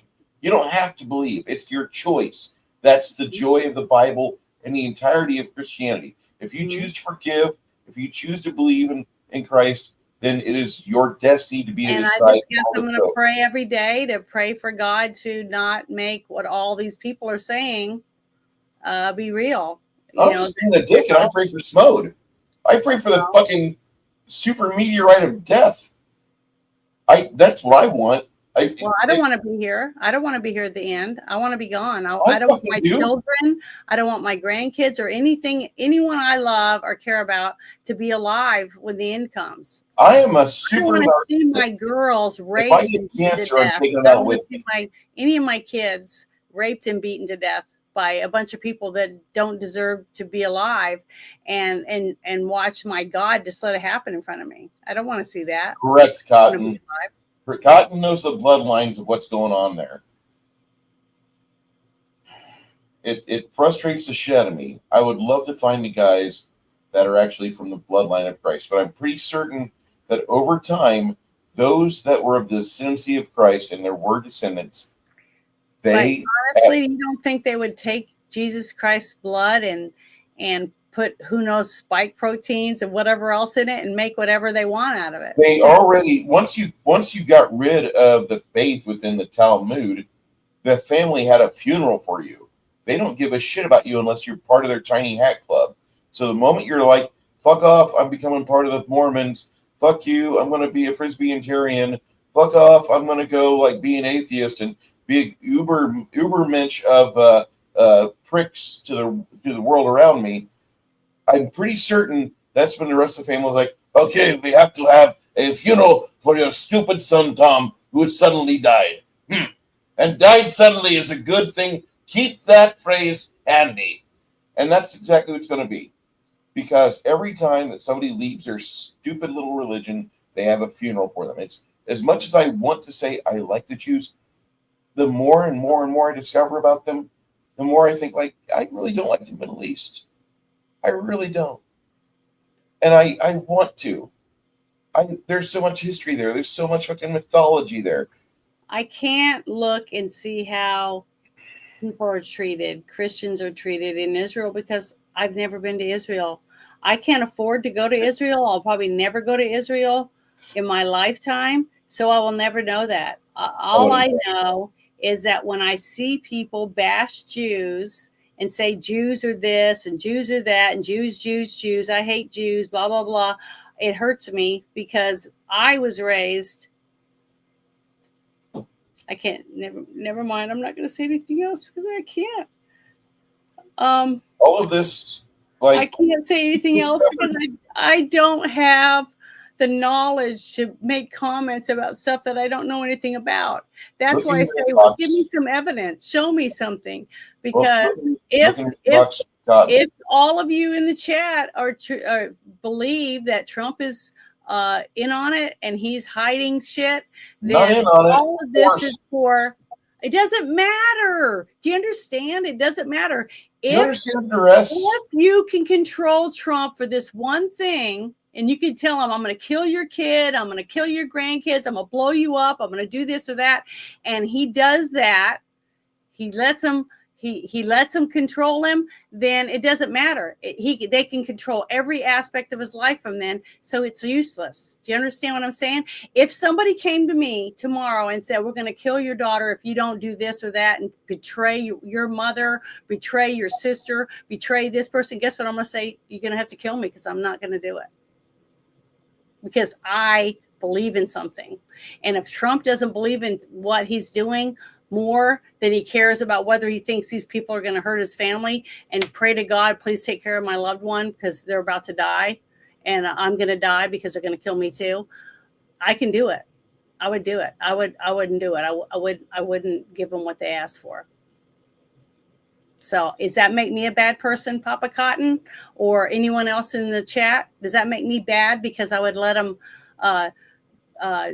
torture my kid, kill my family or whatever because I said, no, I'm not going to do it? It's just like if they came in and said, are you a Christian? Do you believe in Jesus Christ? Are you going to denounce Jesus Christ? And I'd say, no, I'm not. So you're going to have to kill me because I'm going to say I'm a Christian. So does that mean I'm bad? Does that mean I'm going to go to hell? Do you have the answers for that? Because that's me. That's who I am. And I'm not going to denounce Jesus Christ for anybody. I don't care who you are or what you're going to say you're going to do to me or my family. I'm not going to do it. So it's worth it to me. And I know a lot of people that probably died sitting in church because they said they weren't going to denounce Jesus Christ either in some of these shootings. I love Christ because he's going around doing the Lord's work. But the problem that I have is that our world is ruled by evil. And I didn't realize just how fucking true that statement was. That's biblical. So so it wasn't a miracle that that Trump turned his head right at the last second to keep him getting shot on national television. Absolutely a miracle. That why did God save Trump to just bend over and take it up the ass and throw people under the bus? See, that's the answers I want. That's the kind of answers I want. Who's going to give them to me? You have to keep watching this movie, Janet. I don't want to watch it anymore. I'd rather just sit in my house, do my piddly amount of work that I have to do to pay my bills and not worry about it anymore.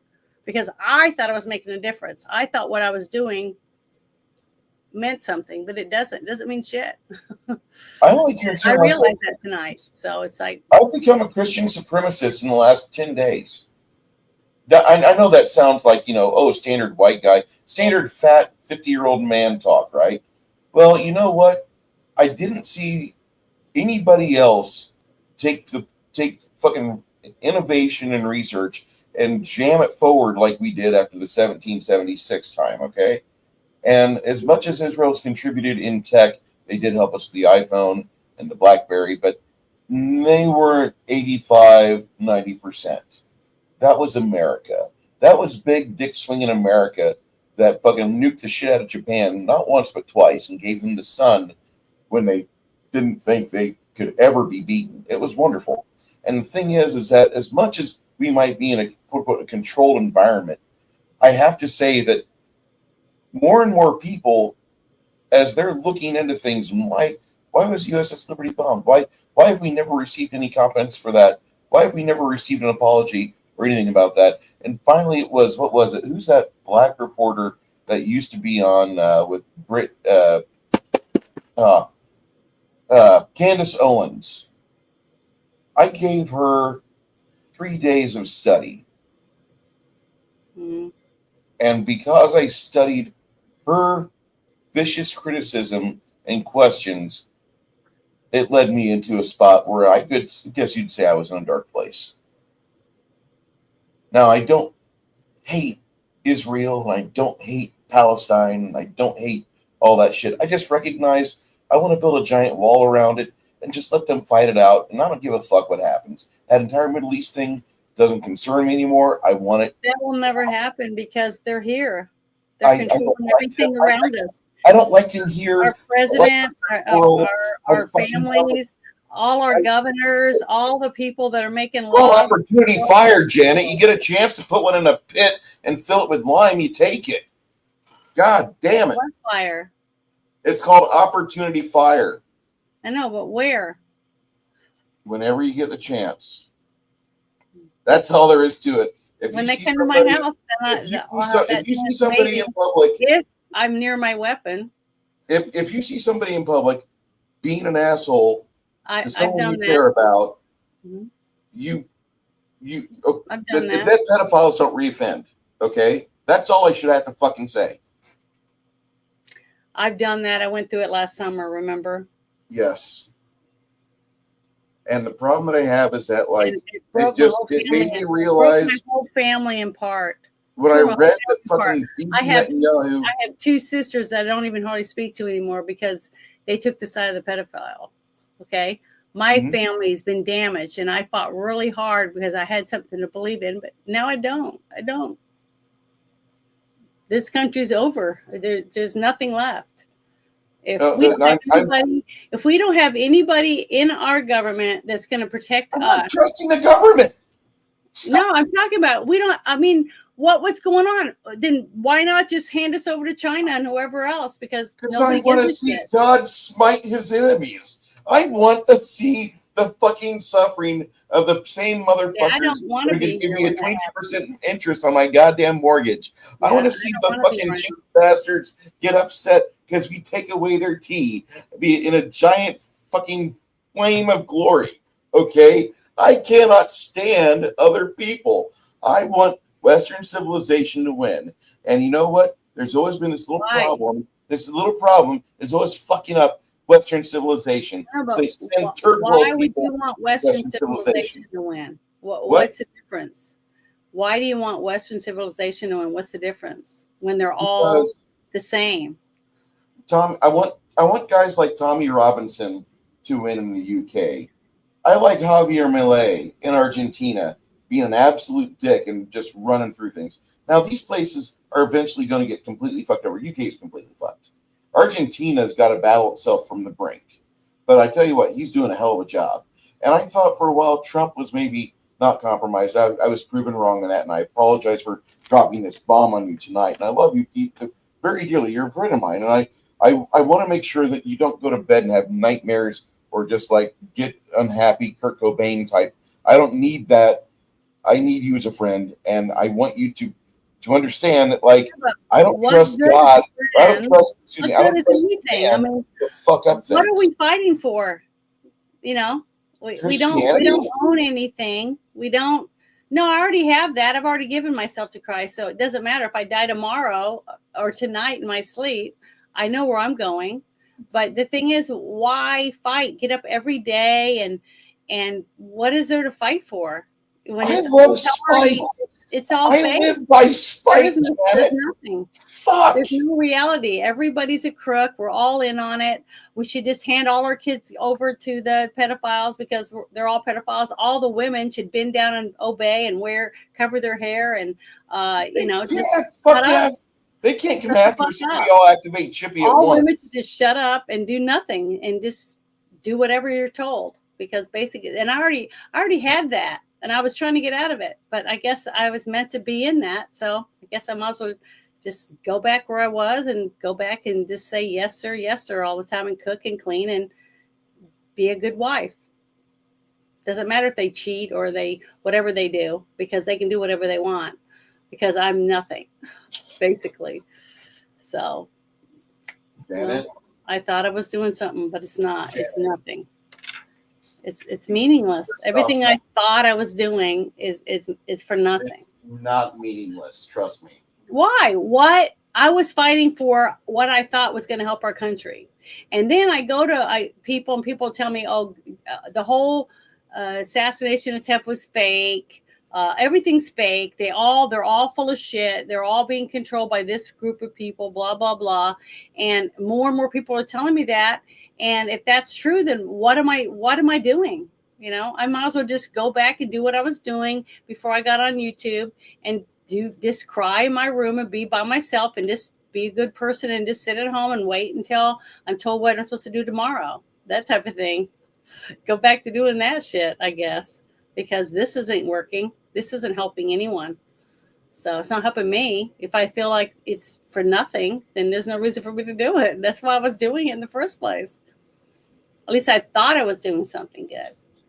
I live by spite. I'm not. You know my story, right? I lived in the shithole communist hellscape of Illinois, and I couldn't get a job over $28,000 a year. I was stuck at Walmart in the last 6 months of that fuckhole, and I was like not good enough to be a retail shelf facer, so I went to be a custodian. Ended up being a pretty good custodian, and had a few guys underneath me on the midnight shift. And finally, one day after February of the shithole being swamped with snow for 26 out of 28 days, I was like, I'm fucking done. I'm out. I'm absolutely never again going to ever think about a life in this miserable place if you motherfuckers keep getting hit every fucking year by ass loads of snow, and it ruins my pay. Worse yet, I can't keep a job here because all of you are shit and all of you are communists, and you just fucking bend over and you take it in the ass. Where can I go? And my cousin's like, hey, come to Texas. I'm like, what? Come to Texas. And I remember I spent time here. So I had to fucking uproot myself, and I had to go somewhere where I got nobody but a couch at my cousin's house. I stay there, I fucking learn the system, and I learned that I might not be able to change everything I want to, but I might be able to ruin some shithead's day. I might be able to make somebody else's day better that deserves it. And that's all I'm living for. I literally don't have a lot of other things to look forward to in life, except if I can see the motherfucker that's causing me financial pain, I'm going to do everything I can to jam a fucking a corkscrew in his foot and make sure he remembers my fucking name. And that's it. And if I see an old lady needing help crossing the street on my way home, I'll fucking do everything I can to help her out. Like I did with that sweet lady from FedEx today who was completely lost. And I showed her on the ranch, which I've been doing that kind of stuff live. Everybody should fucking endeavor to piss on people that deserve to get pissed on because they're being shitty to the world around them. And God sent you there as retribution factor. And then also, if you see an opportunity for you to give a ray of sunlight to somebody, don't abstain from the moment where you should be able to shine on and give somebody hope. And that's the thing. However, I've never in my life ever said I'm praying for the government to save me, because no matter how much I vote and I want good people to be in office, I know every time I fucking scratch those fucking things in November, I swear to God, there's like, oh, well, you got one guy you really wanted. Well, here's 4 people that are going to completely fuck your life over. I feel like an idiot because Yeah.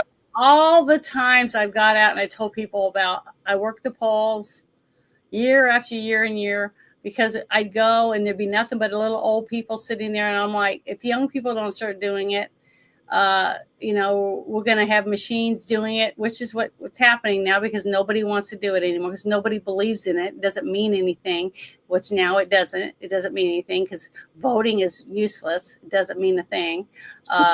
There isn't anyone that gives a shit. There's no reason to even vote for sheriffs, because sheriffs are all corrupt. All the police are corrupt. You might as well just grow your own pot and sell it for money, or sell yourself for money if you can make a few bucks. Why not? Everybody's doing it. Look, OnlyFans. People brag and say how wonderful it is to be able to take off your clothes and make money doing it that way. Why don't you sell your feet pictures? I mean, shove this leg lamp up your asshole, Chris. And I've had lots of people tell me, if you did this or that, then, I'd buy pictures from you and stuff like that. So I'm no better than any of these other people, even though I thought I was, because I was trying to be a good person and trying to do things, but it doesn't make a difference. Nothing's going to make a difference. No matter what I do, no matter how many days I get up in the morning and strive to be a better person, why? Why not be the dick just like that person? At least I'll have money. Why not say fuck off to everybody and just not give a shit? That way at least I'll have money and I can be famous for 15 minutes instead of getting up worrying about whether or not I'm going to be able to pay my bills and things like that. Trying to get other people to sign up and do good things by being on jury duty and, all the things that I thought was something. And I'm realizing it's nothing. Everything I thought was important isn't. Because nobody gives a shit and nothing's real. All the things that I thought I stood for, there isn't. There is nothing. It's all useless. It's all waste of time. Here's a seventh fucking email I've got in the last month. Mm-hmm. Based on the membership criterion of the Illuminati, we find you are of great interest in possession of a good mastery of manual dexterity and academic proficiency. This form letter always starts with this. Like, they're coming out. I mean, there's fucking adverts on YouTube. Join the Illuminati. Your life will be better.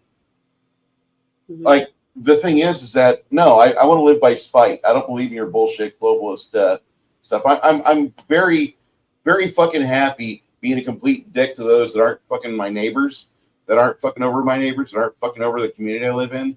And I'm going to be completely asinine to those globalist pieces of shit. And I'm going to be pretty happy to continue living like that.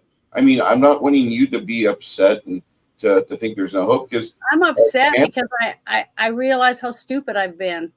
I've spent my whole life trying to fix something that was totally not fixable.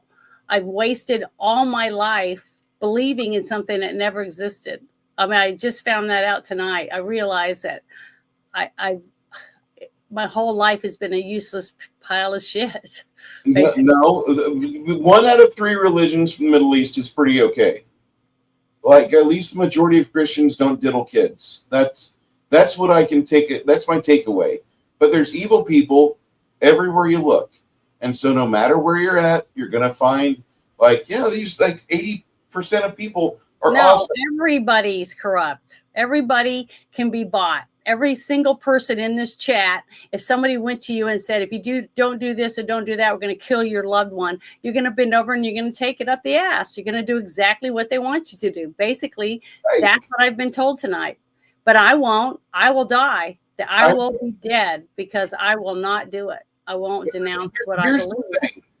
And there's no reason for me to tell other people not to do it, because why? When everyone's corrupt. Everybody that can make any changes or do anything good are not there. They don't exist. They're all corrupt.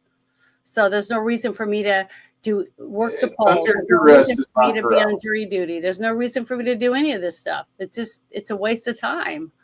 I'm all to just get up and feed my chickens and just worry about that.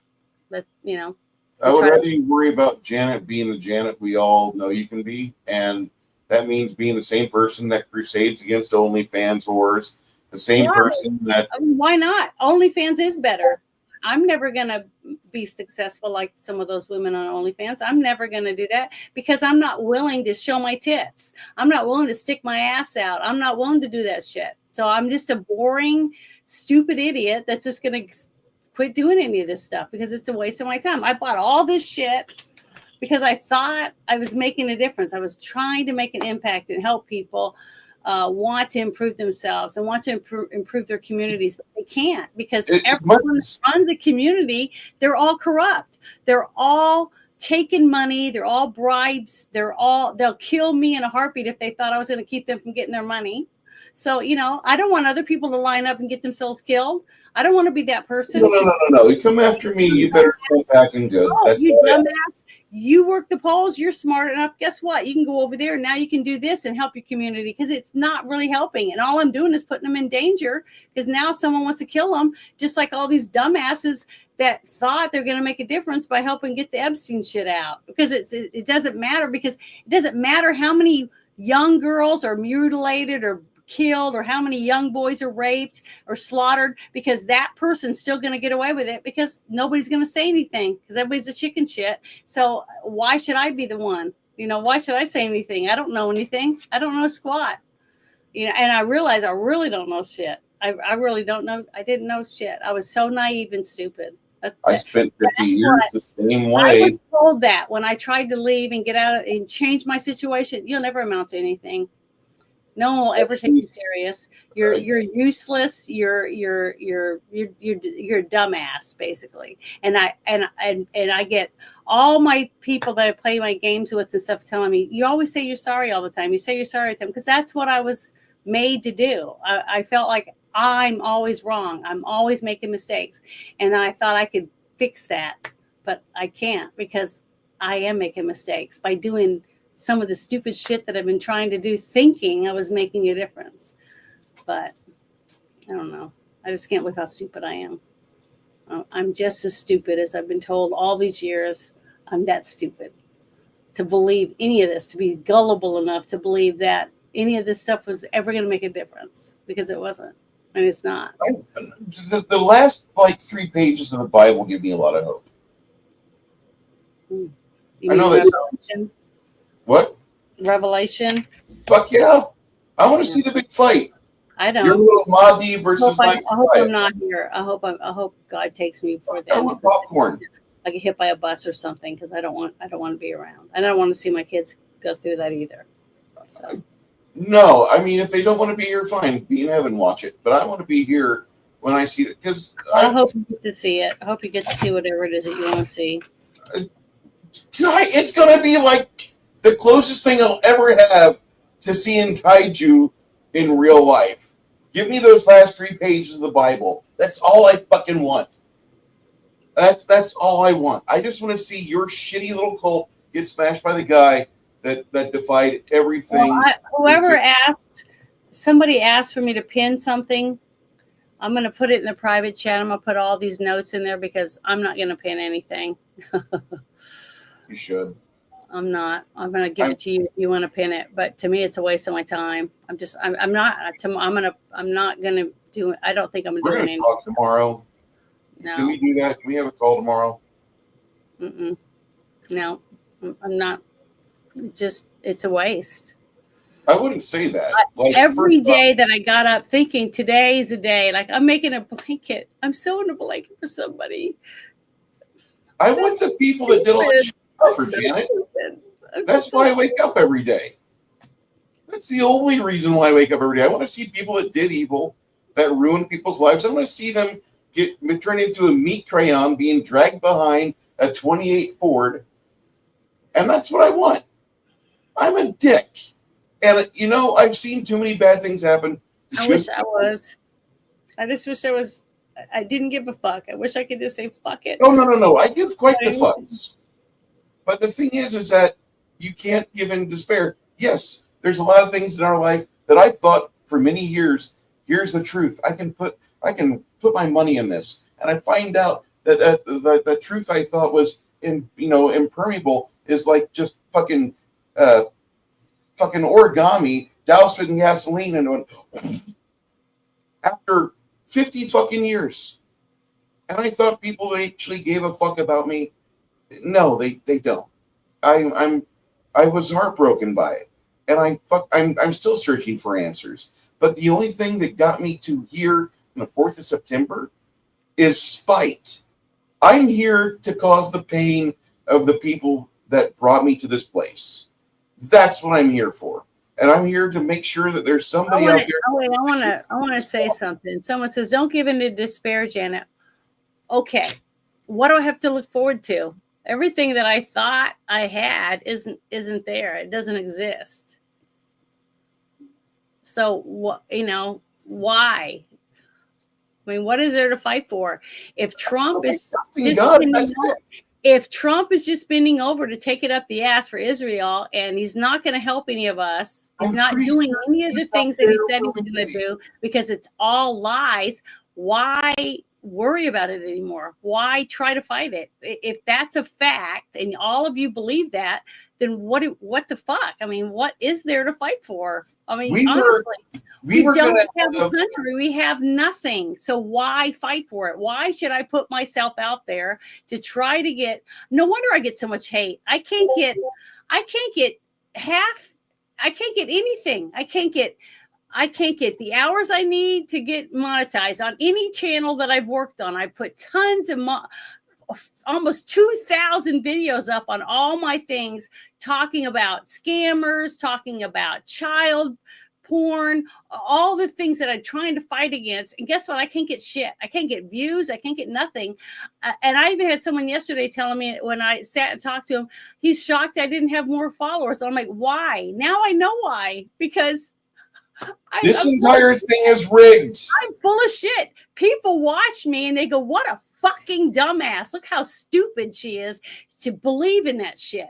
She is a dumb idiot. I mean, Papa Cotton basically is the one that got me to realize how stupid I really am. Here I was fighting for something that never going to happen because they're all paid off. They're all owned. There isn't anyone left that gives a shit that can make a difference and save all of us in this country. 80,000 people almost voted for Trump thinking it was a difference, but there isn't. There is nothing. We have nothing. We have no way of winning.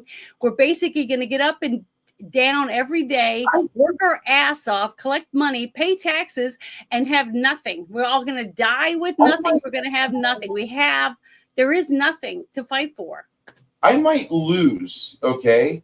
And I'm willing to say that. But fuck, I'm going to strive my ass off to tie. I already know that. I'm going to go for my hardest to tie. Okay? I want to tie. Because a tie means, bitch, this ain't over yet. It's just over for us. No. And that's it. I'm living by spite now because all the things I thought were true in the world in my 20s and 30s have fallen apart in my 50s. Inspiration? What inspiration? For what? For what outcome? See, there's no inspiration because there's nothing. There's no winner. None of us are going to win. We're all lost already.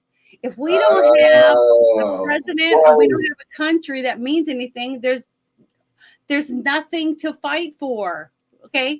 Why get up every day and do anything when you know the ending already? The ending sucks. We're all being used. We're all being abused. None of us are going to win. We're never going to get what we think we thought that we might want. So now that I know that, then who gives a shit? I don't care. I have things to live for. I haven't pissed on fucking John McCain's grave yet. I haven't taken a shit on Obama's grave yet. I don't care about revenge on anybody. I do. Everything I've got, I deserve. It's in the blood. All to myself. Because and I'm going to be, I'm stupid. God, I can't believe how stupid I was.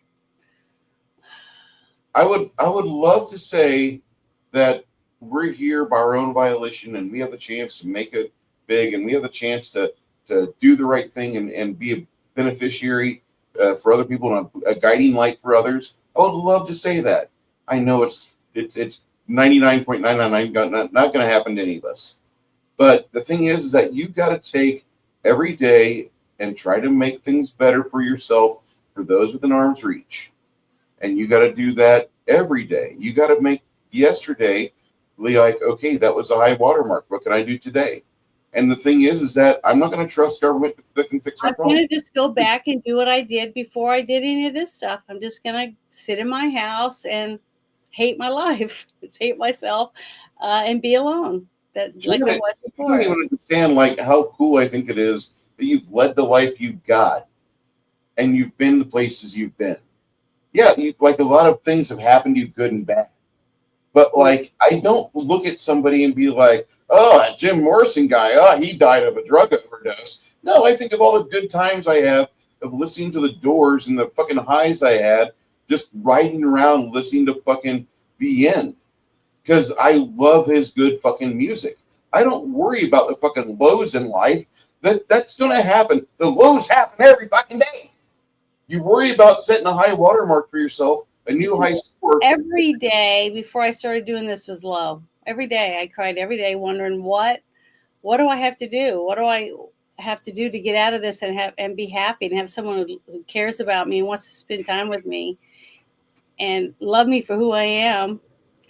And I'd get up every day thinking that I could help other people care about their communities and help other people and vote people in that will give a shit and help change their state, stuff like that. I helped work on my governor's campaign, and she's just as bad. She went and kissed the wall, so she's got a Jew up her ass too. So she used me just like everybody else.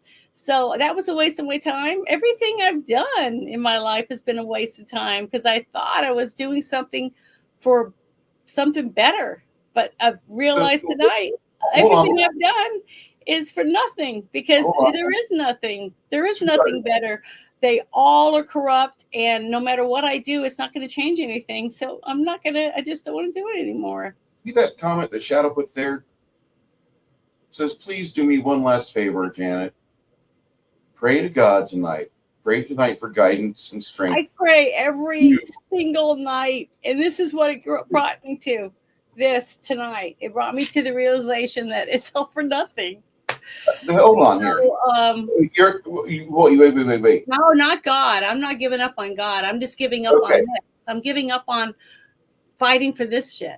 Because it's useless. I'm putting myself on display for people to point at and say, look at the stupid ass that thinks that she can make a difference by getting people to vote, by trying to stop cheating in elections, stuff like that. That's what I'm talking about. That's the realization I've got. I'm living for the day that Illinois gets flooded by Lake Michigan and Chicago collapses in on itself and becomes the swamp I was promised.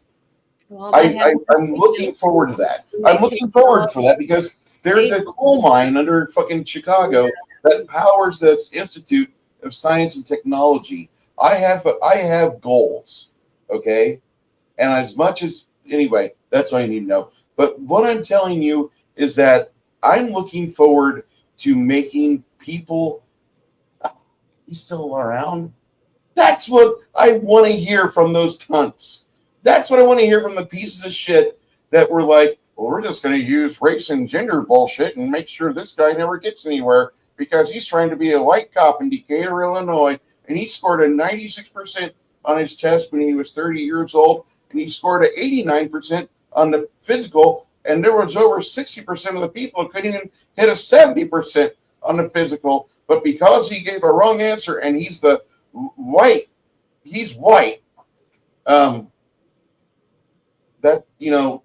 that entire divide people by race, gender, ideology, that's all the devil does, okay?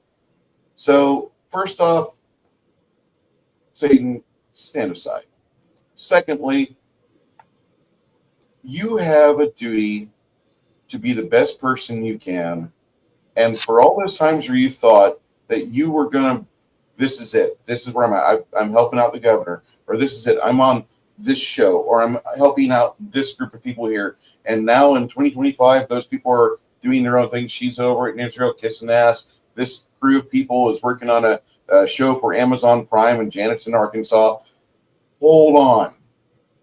Janet is putting out content that maybe people point and laugh at, and that's okay. If you want to think I'm a fat old white fuck, that's fine. And, you're also a retard. And that's how I look at it whenever these people try to be like, look at the fucking conservative guy. I don't give a shit what anybody thinks of me at all. What I want to do is be able to, like, the people that I got that are in my corner, I want to make sure they know I'm in their corner. All the individuals that are doing the problems, causing problems around me. I know, but in their corner for what? Is at least as much as they're in mine. Like with Josh, I mean, I'm wanting to, like, if he needs. What goal? I mean, what achievements are worth having? All I want in this life is friendship out of people that are earnest and want to give it. And I want to be able to have the love of a good dog. And I want my own house. That's it. And if I have to pay 5 days a week driving a shit sucky truck, I'll do it. All right? And the thing is that by me driving that shit sucky truck, I can go up to some asshole who's probably a piece of shit, and I can look him in the eye, and he'll be like, well, I have this problem, and blah, blah, blah. I'm like, well, you have this set of bills here, and I need paid on that before I can do the job, but I will do the job today. I just need you to write me a check that won't bounce, or better yet, go open your safe and give me the cash, because it's going to cost you. And that's kind of where I'm at right now. My boss and I have been going around on some stuff, and we got a client that he hasn't paid, but one piddly 22% of what he owes us after 5 months, and I'm ready to cut the fucker off. I don't care how many gas stations you got under your fucking management company. I'm willing to make you go to someone else and beg them to do the job, because I'm not willing to unless you're willing to give me some silvers, fucker. That's all I'm going to say, Johnny boy. Anyway, I'm serious, Janet. I'm trying to help out the people that I like. I'm trying to make sure that the individuals that God puts me in front of that are supposed to be hindered, I make as big of a speed bump as I can. And that's it. That's all I'm supposed to do. And by the end of the day, do I get a chance to see my friends, hang out with Janet, hang out with James, say hi to Connell, the other individuals, Josh, Vince, everybody that gives a shit enough to me to tune in. Hey, man, are you doing well? Are you having a bad day? Because if you're having a bad day, I'm going to make fun of you. Hey, Bruce, I saw you made a video about that loser Condor DM. Why did you sully yourself, Bruce? Why did you get yourself involved with that? Well, last night, I clocked in at midnight, and I spent 7 hours just tipping through streams of D&D people, Dungeons & Dragons fans, and Loser Condor keeps coming up. And I'm sorry, buddy, but like we've already discussed this. I got a chat log, and I'm done with him. But other people keep bringing him back like some fucking zombie, like some fentanyl head in Philadelphia that keeps staggering around, not falling over yet. I'm like, will somebody please run over the zombie? Just hit him with a big truck. That's all you got to do. But no, he lives in Canada in the frozen north, and nobody wants to drive 900 miles into the frozen tundra to hit a leprechaun. That's all I got to say. And I'm just living by spite. If I can be a dick to someone who deserves it, my Lord, I will do thy bidding. That's all I ask. That's all I ask, because I can't control things that are outside of my arm's reach. That's it. And I don't want you to feel like there's nothing to live for, because there's plenty to live for. You got grandkids on the way. I'm not saying that. I'm saying this, what I'm doing right now, doing live streams and stuff. I'm just not going to do that anymore. Okay, first off, I'm just going to go back to doing what I was doing before I ever started. The first time I ever made a first TikTok video was to try to help me not become a bitter old person that hated their life. I was trying to make myself a better person. You know, good. Myself again.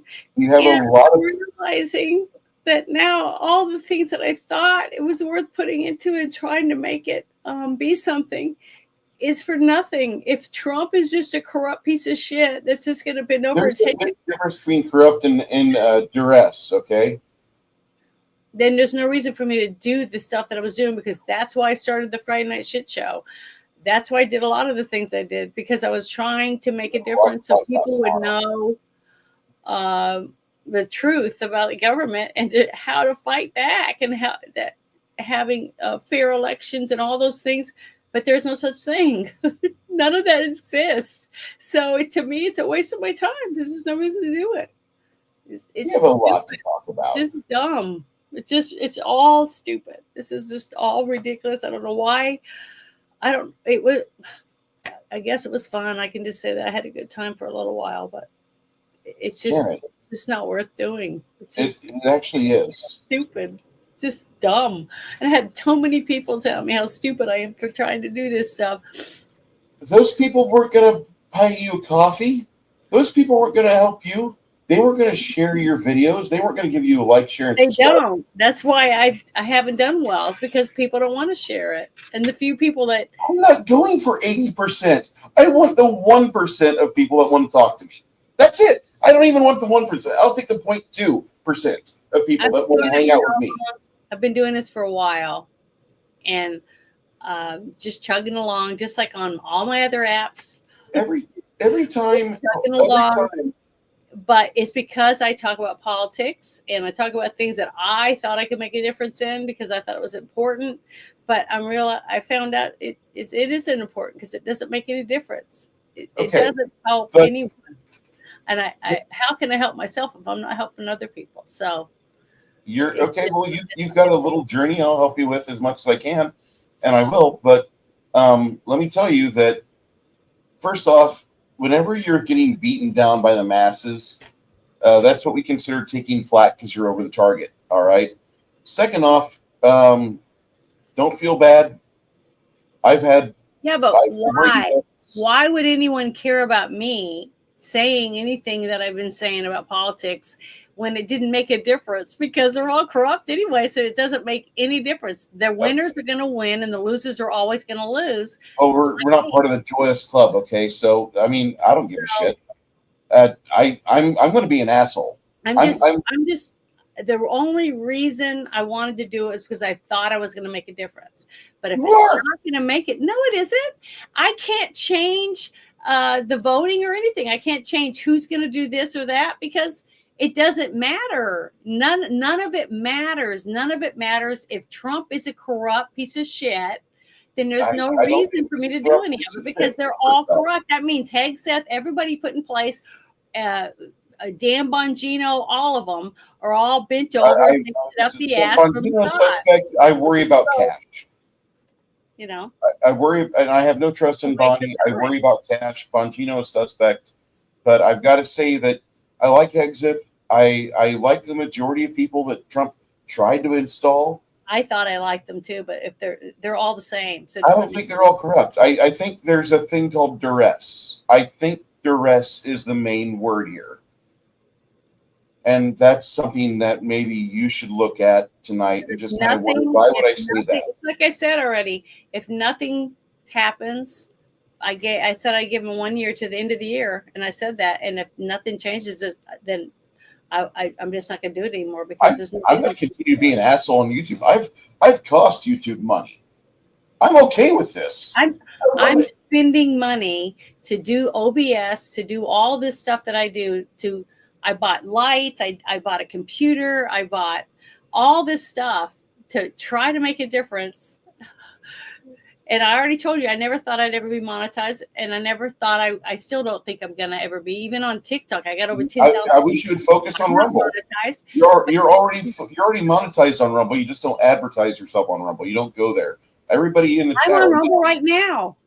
I do put stuff on Rumble. I just don't have any followers. If I can't get followers, then nobody sees it. So it doesn't matter. But now I realize it doesn't matter because all the stuff I thought I was doing, the things that I was saying to try to get people involved in the community doesn't matter. None of it matters because they're all corrupt. So you can't fight the corruption because you're just a peon like me, and we have we're just a plebe. We're nothing. We can be flicked off just like nothing. So you might as well go back to your house, watch TV, pay your bills or whatever, eat, take care of yourself, and that's it. Don't worry about any of the other stuff because it doesn't matter. You can't do anything. Don't work the polls. Don't do jury duty.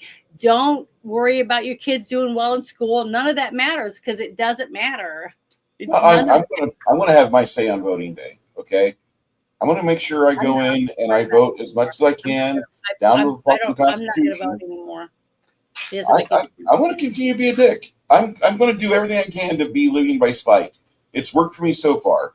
I know for a fact at some point this corpse ends. That's great. But until that day, it's my problem. The day I'm not here, it's no longer my problem. And I'm all right with that. But I'm going to do everything I can to try to help the people that I like.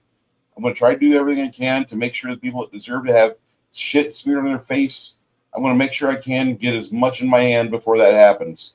Because that's just all there is to it. I mean, this world is not fair. It will beat you, it'll bludgeon you, it'll fucking do everything it can to you without your consent. And it's your decision to either roll over and just accept a beating, or are you going to fucking struggle to get to your feet and do something about it? Even if all that is just run away like a coward. That's fine. You live to fight another day. But you know what? You take your lickings, you learn the system, you figure it out, and then you figure out what can you do with what you've learned today. How can you turn this to where you are better tomorrow for enduring this? I have no reason to do a show anymore, because the reason I did the shit show was to try to get people more active in the communities, you know, to go vote, to go work the polls, all the things that I said. It has no purpose. There's no meaning for it. So there's no reason for me to sit here week after week thinking I'm making a difference when I'm not. You know, when people are laughing at me, how stupid she is. You know, first off, bot accounts that laugh at me mean nothing to me. I literally have. I'm not going to sit and try to get people to work the polls or vote or do any of that when it means nothing. There's no reason for them to do it. There's no reason. Why would I want to tell someone to go do something that doesn't mean anything? I'm not going to preach to people when there's no purpose for it. You see what I mean? Maybe I'll do a show and tell people how to roll dice or something. I don't know. You'll talk to 100 people and one of them will hang around. And that's literally how my life has been. That's how I got a hold of Cigar DM. That was how me and Nerdy Ogre started playing a game together. That's how me and Vince became good friends. We still email each other. That's how me and Josh are good. I mean, you touch people on a daily basis, but like the 99% of them are going to do their other stuff. 1% is going to hang around and want to be, hey, you know, what are you doing? You want to be in our Discord group? We're gonna have a poker party, or we're gonna do something. And the people that are willing to at least entertain time with you are the ones you want to spend time with. That's it. Like, despite the fact if you're playing poker on Discord or if you're talking politics on YouTube, which you should probably. I just don't want to do politics or anything anymore. Anything that has no purpose. It's just stupid. I think there's a huge purpose in talking about news on. I think there's a huge purpose in it, because there's going to be like a point where the algorithm has shoved everybody towards CNN and Fox on a certain social media. And I'm going to say that be the glop of Facebook, YouTube. They're going to force everybody to watch that. So you have to look, you have to key in your buddy and, hey, did you do a show on Monday? Oh, you did a show on Monday. That's awesome. I want to watch your 30-minute show. And you program that in on your fucking phone. So while you're doing your daily chores and driving from home to gym to Wawa's or Buc-ee's, whatever it may be, you're able to do these things, and you're able to listen to things that you want to listen to. That's the entire purpose of the web for me. It's for me to be a selfish asshole, ignore mainstream content to my heart's content. All right? And that's the only goal I have, is to not be burdened by the agenda and how it's trying to batter down how they don't trust Hegseth anymore. We don't like J.D. Vance. We're suspecting J.D. Vance might not be a good fit for the presidency in 2028. I don't give a fuck what mainstream thinks. And mainstream, I mean like the agenda, the message. They're all corrupt anyways. You can't trust anybody. I don't trust anybody. I every day I get up, I'm trusting less and less people. I talk to people. I try to be friends with people. I try to make friends, and then I don't trust them, because I'm like, I don't want to give my phone number to anybody. I don't want to give my email to anybody, because every single person ends up making me feel like a dumbass. I regret even showing you what we talked about tonight. I regret it. I didn't see the truth, and now that I know, I just don't want to do it anymore. It's just a waste of time. I'm not saying it's a waste. I'm not saying your efforts were misguided. First off, you got like 40 to 50 people that are pretty regular that want to come over and see what you're talking about. They see what you're talking about. They see, and then they laugh at me to see how stupid I am. Anybody laughing at us? Well, okay. You've got to like about people that listen to us on Friday nights, and then you've got others that they laugh, they point, whatever. I don't give a shit about bot accounts. First off, the internet's dead anyway. The majority of the internet traffic is all the bots jacking each other off. Fucking Bill Gates and Zuckerberg. Ooh, yeah, I bet you that's going to be exciting porn. Let me just say that I'm looking for good people, and that's it. And if you don't like my style of politics, whatever, that's fine. We weren't meant to hang. But I need to be a certain level of selfish. I do have a level of narcissism, and I'm sorry about that. I try to push that down. I also try to quit smoking. That doesn't work too well either. I just need to be able to do these things to where when I start the day, I have those goals I said before, make shitty people go through pain and try to take a good person and put them in a better spot than where I found them. And that's it. That's all I care about. And in all honesty, sharing the news like we do, showing people where the money's going on fucking media projects through Ground News is excellent. Talking to people about politics, as much as I want to believe that Trump is in our best interest, I believe he can go so far and then there's a line, don't you dare cross it. And I think that he's right there the whole time, like, I really wish I could do something. And I think he's there. I think he's at that line staring back at the person that's holding him under duress. I honestly believe that. I don't think he's corrupt by any means. I think there is a fucking threat out there. There's a sort of Damocles, not on him. They already realized God's protecting them. So they got to go somewhere else and use an exercise of threat. That's it. But I'm a dickhead. I live by spite. And then I see you and I tell you about this. And after everything I've learned in the last 10 days, I show you something I didn't mean to. If after the last 40 minutes where like the chat's going, what's going on with Janet? What's going on with Janet? Why is Janet crying? What's going on? And I'm like, fuck, I just broke this lady's world. I feel like a dick. And It's not your fault. It's not your fault. It's my fault for being my whole life thinking something was real when it wasn't. That's no. There's plenty of real things out here. Okay. No, I'm talking about government, about being able to make my country what I thought it could be, or what I thought it was when I was a kid. When I would stand there and do the Pledge of Allegiance for nothing, it's sad to think about all the people that fell for that shit and believed that meant something. See, Janet, hold on. Our beliefs, and I feel sad because I'm that stupid to have believed it this long in my life. I just can't believe how stupid I am.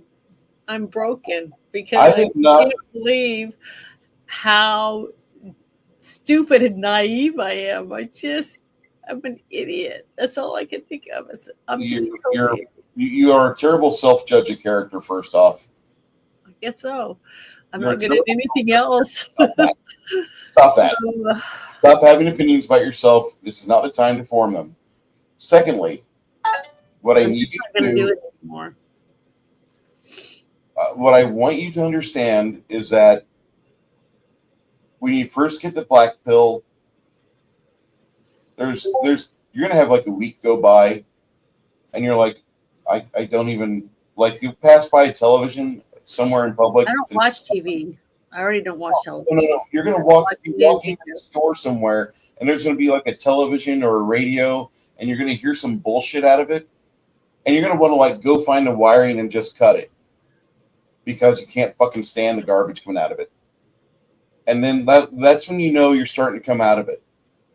So what I need you to do is understand that there's plenty of things to do. There's plenty of things to say. There's plenty of things to discover.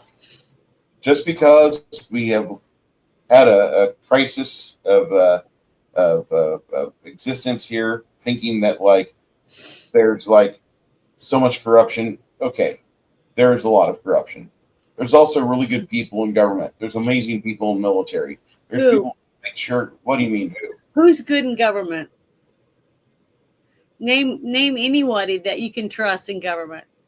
Right now, actually, I'm putting my faith in Pete Hegseth because the way he's turning the military around and doing good things to where he's getting rid of the bail. How do you know he's doing that? It's probably all lies by the other people around him.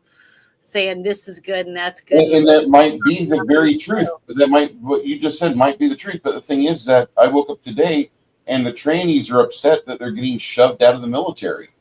So I'm happy the Baal and Moloch worshipers are being told, get out. And that's exactly what should happen in the first place. We got to get rid of these people. We got to get these individuals that are displaying their defiance to the Creator. Why do we have to get them out? Because they're living testimony to evil. Like, you were created in God's image. That doesn't mean chop your dick off if you're a guy, or alter your gene if you're a woman and look like an ugly fucking dude, or look like an ugly fucking woman if you were not a woman to begin with. And that's my entire thing. I hate seeing evil walk around and be unchallenged on a daily basis. It doesn't matter if the military is all women, because if they can just snap their finger and make it over with just by people that's in charge that says don't do it, don't do this, don't do that, it's not real anyways. As much as like there's corrupt factors in the Pentagon, it's all fake, all of it. I think there's good E7s out there. You that I was talking to about the going to the moon or not? I don't remember if that was you. I said, you know, why does Elon want to go to the moon when we've never been to the moon, supposedly? Because that was all lies. I mean, everything's lies. There's no truth at all. So, you know, why does anybody want to? First off, my moon theory. Can we talk about? I believe that we went to the moon too. See, I believe a lot of shit. You know, I have a theory about that. But we need to talk about it tomorrow night, and therefore we're doing that tomorrow night. I'm not doing it. I'm not doing a thing tomorrow. Then fine, I'll do something tomorrow without you, and that'll suck because no, I'm just not doing a shit show anymore. Okay, we're gonna do the asshole show. None of that stuff. The thing is that, like, in all honesty, I believe there's some things that are truths. I believe we've been to the moon.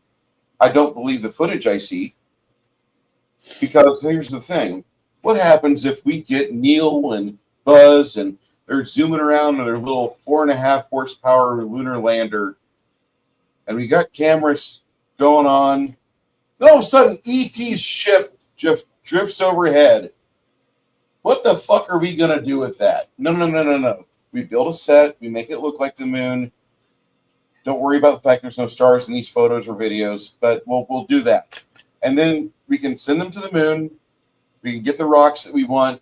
We can have all that stuff. And the reason why I think we've been there is because, one, testimony that happened from Buzz saying that there were UFOs on the rim of the crater. Aliens were looking down.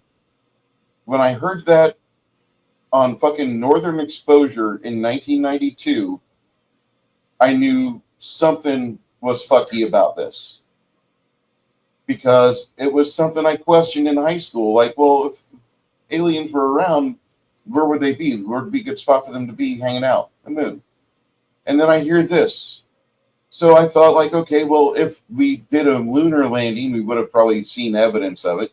Secondly, if the Ingo Swann, and I honestly believe. See, a happy person that I'm no longer going to do stuff anymore because now I'm awake. Janet, you're still going to do, you're still, I know the fire in your belly. No. Still going to do stuff. This person right here is saying that the world's a better place because I'm awake, which means I'm not going to do it anymore. So they don't want me on here. So that's proof. Okay, that first I'm right. Travis is my level of asshole, and he's our asshole. So when he says that, Janet's awake, the world's a better place, like, you were going along for a long time thinking that certain things are going to happen. And no, not thinking, wanting, praying, that I wasted all those years thinking that I was making a difference. And when you wake up and realize that everything you did was stupid, everything you did made no difference and didn't help anyone, it just made you look like a fool. And people like that just proved to me that I'm a fool. See? So everyone's going to be better off when I don't do it anymore because they can go find someone else to laugh at now. Travis is trying to deflate my alien witnessing. He says, Buzz is a known liar. Yeah, well, Neil Armstrong never gave testimony about what happened on the moon. Once Yeah, he you got off want to that see rocket, more of my chickens? Because I'm a chicken lady. I'm not smart enough to do anything else. So, yeah. hmm Along with the other 10 people. the thing is, Man, I'm stupid. I honestly believe we've been to the moon. They weren't going to fucking show us any of the footage, just like they weren't going to show us anything yesterday with the Epstein unveiling. All they showed us was Nancy Mace bawling her eyes out, walking around with no makeup, which she's the perfect patsy because she wants the attention. And she feels vilified when she gets it. I don't know what happened to her earlier in life. There's always accounts where she got raped earlier. And, you know, a lot of bad things happen to a lot of people. I cannot walk around and still obsess about the things that happened to me in middle and high school. I cannot walk around and be like, oh, I'm a loser. Motherfucker, I'm 50. I have better learned how to get up in the morning and start making that fucking wallet fatter. And that's the thing. Everybody's got to learn how to go. That's why I fucking advocate for coffee or tea or some sort of stimulant to get you to get yourself out of the dirt. And the thing is that with you right now, I'm very sorry that I showed you this. Maybe you weren't ready for it and I fucking prematurely just splurged it. Here, it's on your screen. I'm so sorry about that because How old does somebody have to be before they realize how stupid they are? I mean, my mom gets upset when I badmouth Israel. She's 74. now all of you guys are going to be stronger because I won't be on doing any of this stuff anymore. So you guys will have someone else to laugh at. I'm going to do my best to drag you into it, girl. Yeah, see? One, you've got a fiery belly. Two, A fire in my belly for what? For being stupid? Make people laugh at you?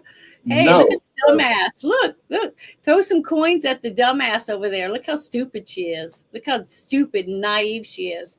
Exactly what the one person I thought was going to care What I'm about hoping, tells me every day. what I'm, Stupid what and I'm naive. hoping and praying for is that a lot of shit keeps getting revealed. Because we're seeing unveilings. Wait a minute. I want to say one thing. If I do want to say one thing.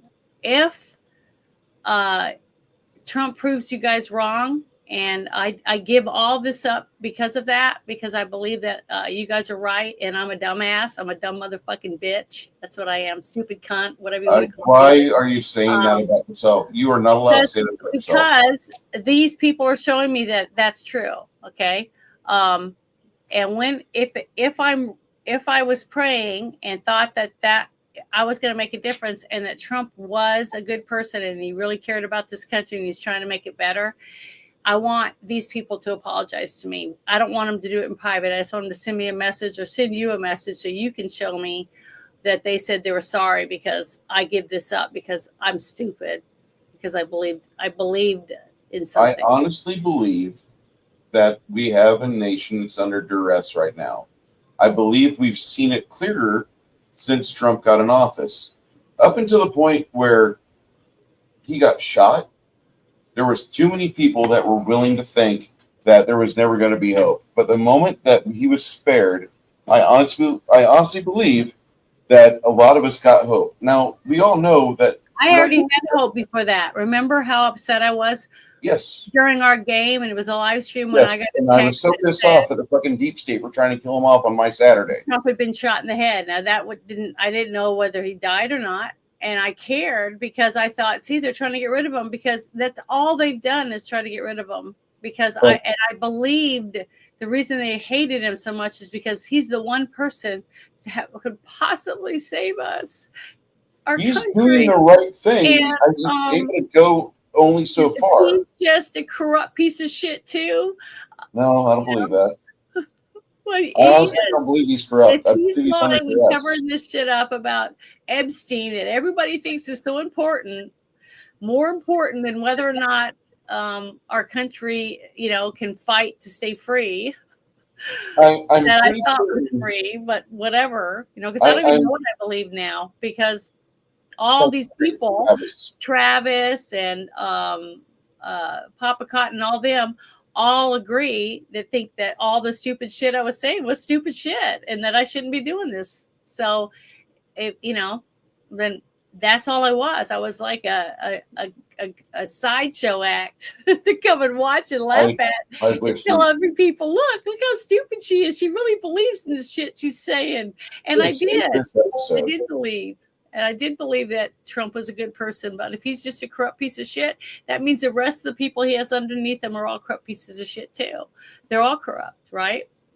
So there's a reason for me to do it. There's a difference between corruption and under duress, and I honestly wish that you What's the understood difference of the outcome? That's what I'm trying to say.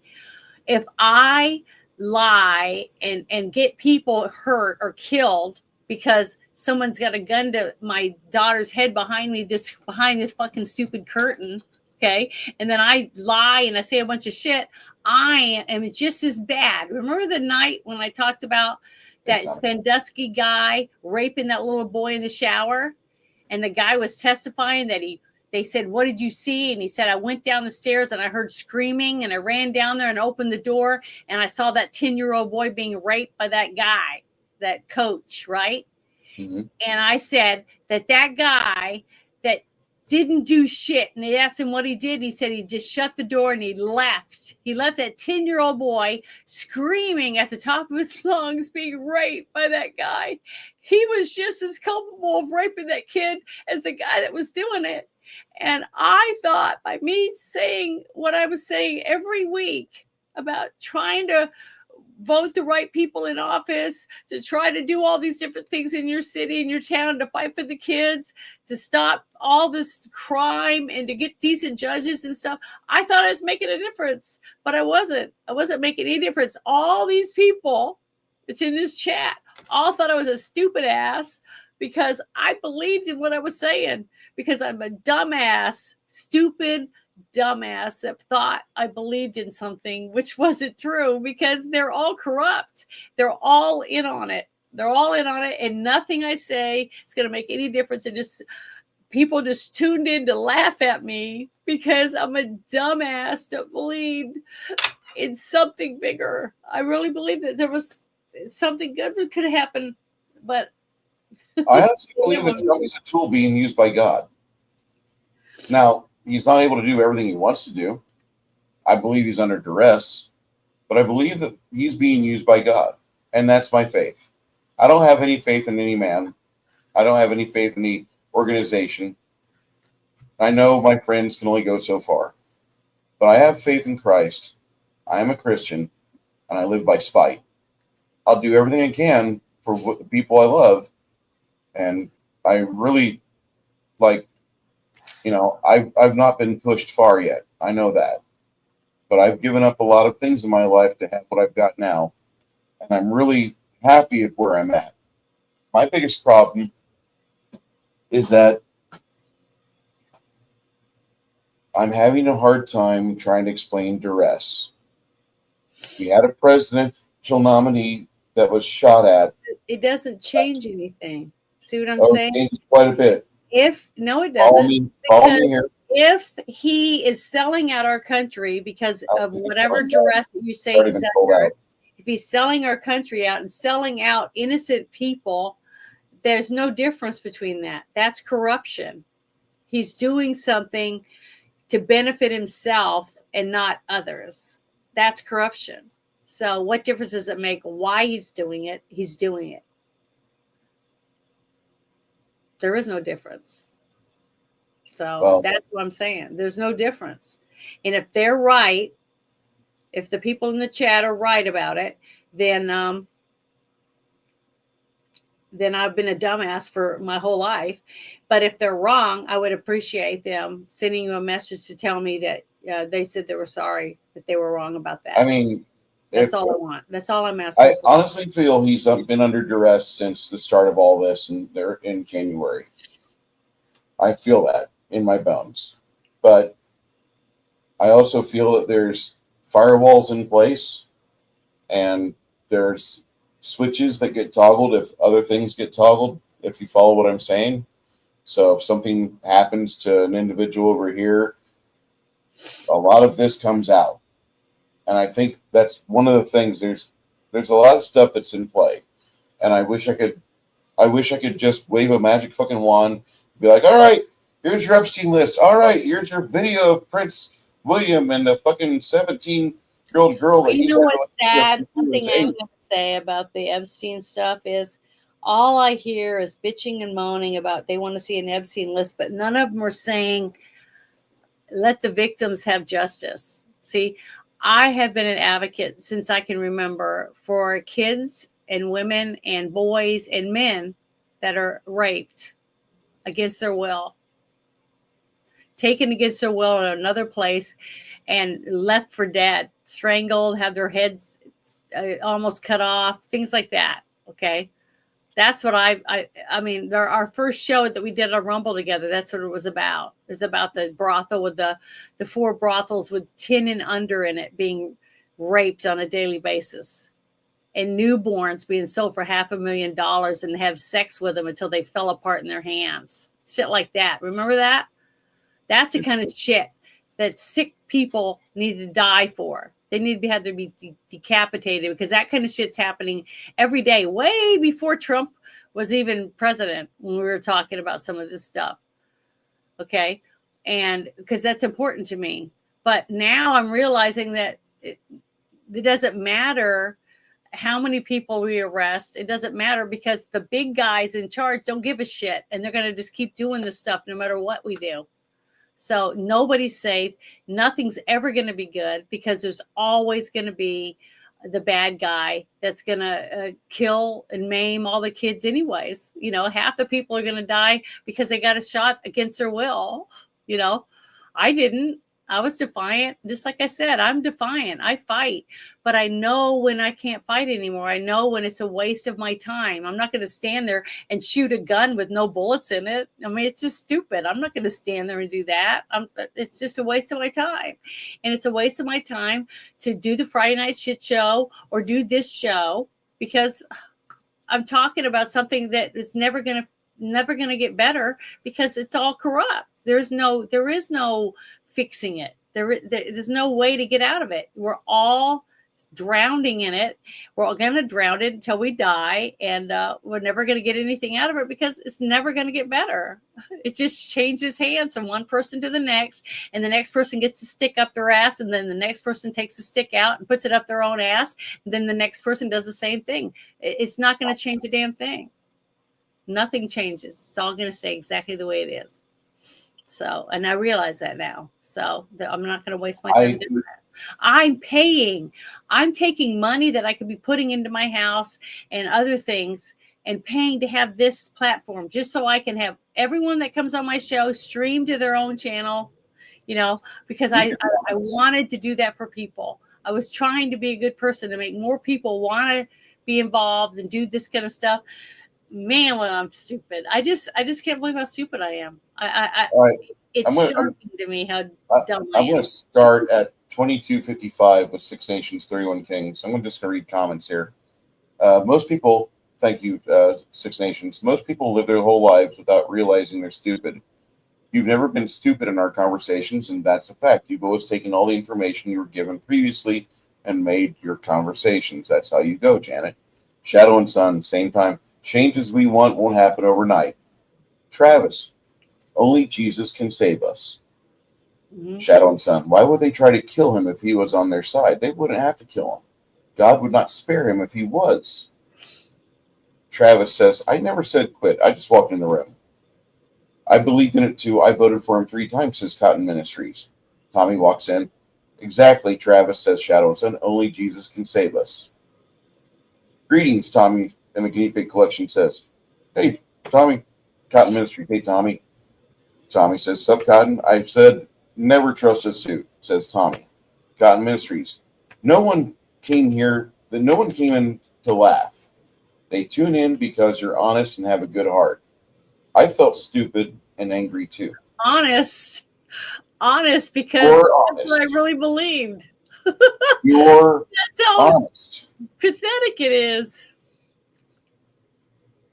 Hold on. It's not stupid to have hope, or it's not stupid to hope and not have it. But it's always just remember to be critical of everything. Okay? You should always be asking questions, and you do that most I of the time. do. I'm always asking questions. I'm always Travis asking people to says- send me links. I'm always asking people to do that. Why though? When it doesn't mean anything, there's no reason to do it. Travis says, "No, I know not everybody believes the same. I'll allow that. But I tuned into you tonight and many others. I didn't tune in to laugh at you. I tune in because you're a good person that means well." Six Nations. Bad shit happens. It's meant to distract and obfuscate our perceptions. We get duped every once in a while. God knows what's going on, and he uses both good and evil to his goals. Shadow and Sun. Comment of the night. Dumbass your whole life. Have you ever met me? Fuck. You just Dangerfielded that entire thing, Shadow. Thank you. Cotton Ministries. That's the kind of shit Trump says is a Democrat hoax. Tommy. Never put your faith in any person. Keep that for a higher power. This will have to be sorted out. This will all be sorted out. Shadow and Sun. 3 people disappear from each state every day, Janet. Somebody has to keep looking for them.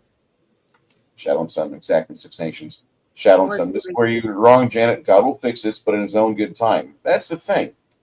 I'm here just to watch that shit. I'm wanting to be part of that. I want to be part of the witness of it because I've seen miracles happen in my life.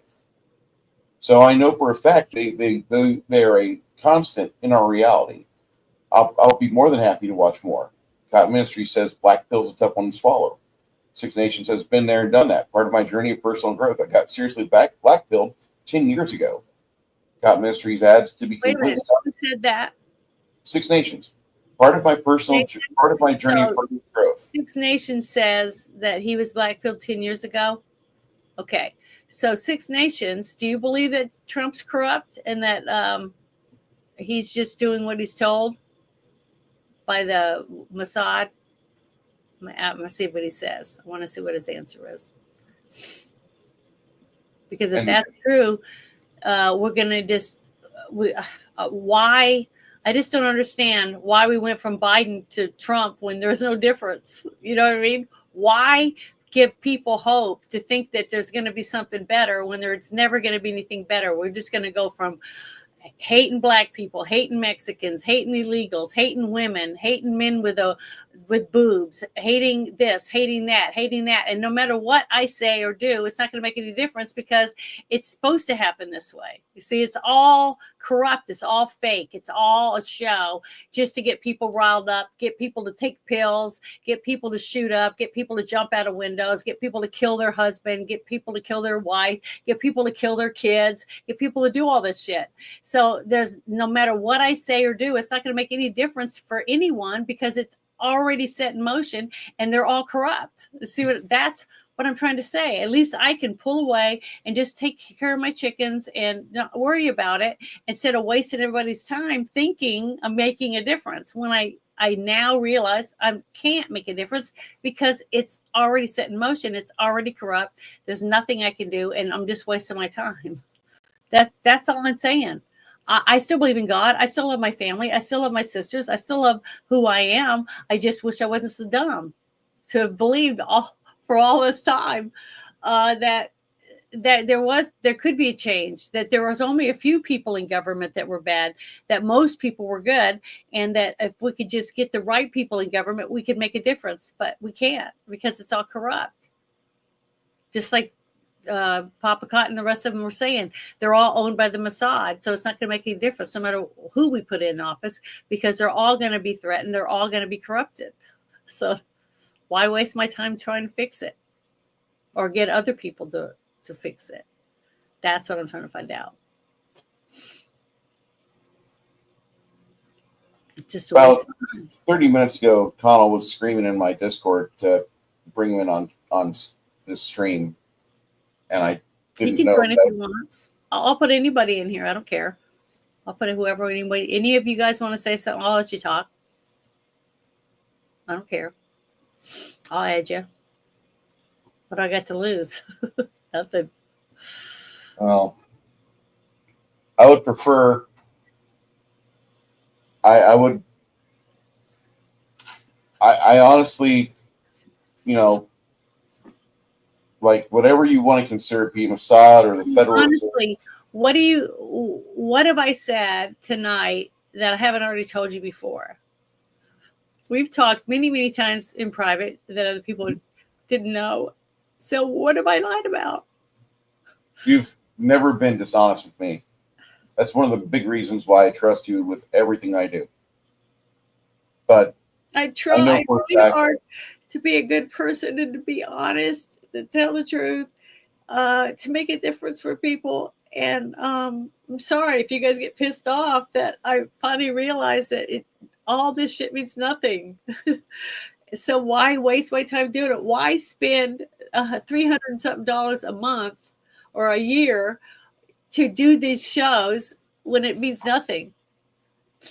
See what I mean? Why waste my time? I don't need I to would, waste I my would time. want you to do something that means something to you.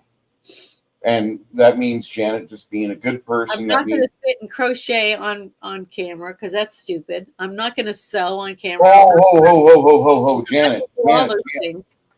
This little camera apparatus right here, this thing has gotten me more views than my sterling personality. That's my Yeah, but biggest- that's not what I want to do. Okay. I don't want to do it. So I tried doing a Lego thing. I tried doing a few other things, and it just nobody was interested in it. So if nobody's interested, then I can just do it at home by myself and enjoy what I'm doing it at home by myself instead of paying money to make it a live stream when I don't have to. See what I mean? That's just dumb. That doesn't make any sense. And I am not as stupid as people might think I am. I do have some brains. I do understand that's a waste of money. very nice wrinkly Money brain. that I don't need to waste. Because I can use it for other things that are important. I got a lot of things that are broken around. I got trees I need to cut down that are this big around that I don't have a chainsaw big enough to cut that are still laying in my yard. I got lots of shit I can do. I can stay busy and not bother any of you guys with this shit. It's just the reason for me to do it. So Six Nations responded to you. He ran out of letters. He says, I don't have enough info to confirm or deny. I voted for the fucker 3 times because it was the best choice for what was out there. I hate politics and politicians, but he trails off. But for all the things, like for all the negative things that Trump has given us, I still think like it's one of the best things that happened. I think seeing him go in there and completely upset everybody and completely piss off the media and completely piss off both sides, it's the best money I've ever spent. And I finally got what I wanted. I want the entire thing just dumped out. I want to see, like I said earlier, like if you've got a shithole of corruption, I'd like to see it sink. And that's my goal for Chicago. I know all we need to do is just get some of those big boring machines and just have them go run amok, under Chicago, and then it goes away. It gets the Lake Michigan treatment, and I'm all right with that. They're like, oh my God, you're going to women and children. I don't give a shit. You guys, you guys elected the worst fucking state government you ever could have fucked up. You fucked up Illinois. There's no fucking coming back from Illinois. I need a collapse of I-90 North. Okay. And I'm all right with those thoughts. I'm a terrible person. I don't give a shit. But hi, Connell. Hey, how you doing? Hold on, just a second. Just because I distrust the government and authority doesn't mean I can't understand right or wrong, good and evil. And then he says, "I'll do what I want just to spite the assholes of the world." And Six Nations and I agree on quite a bit of things.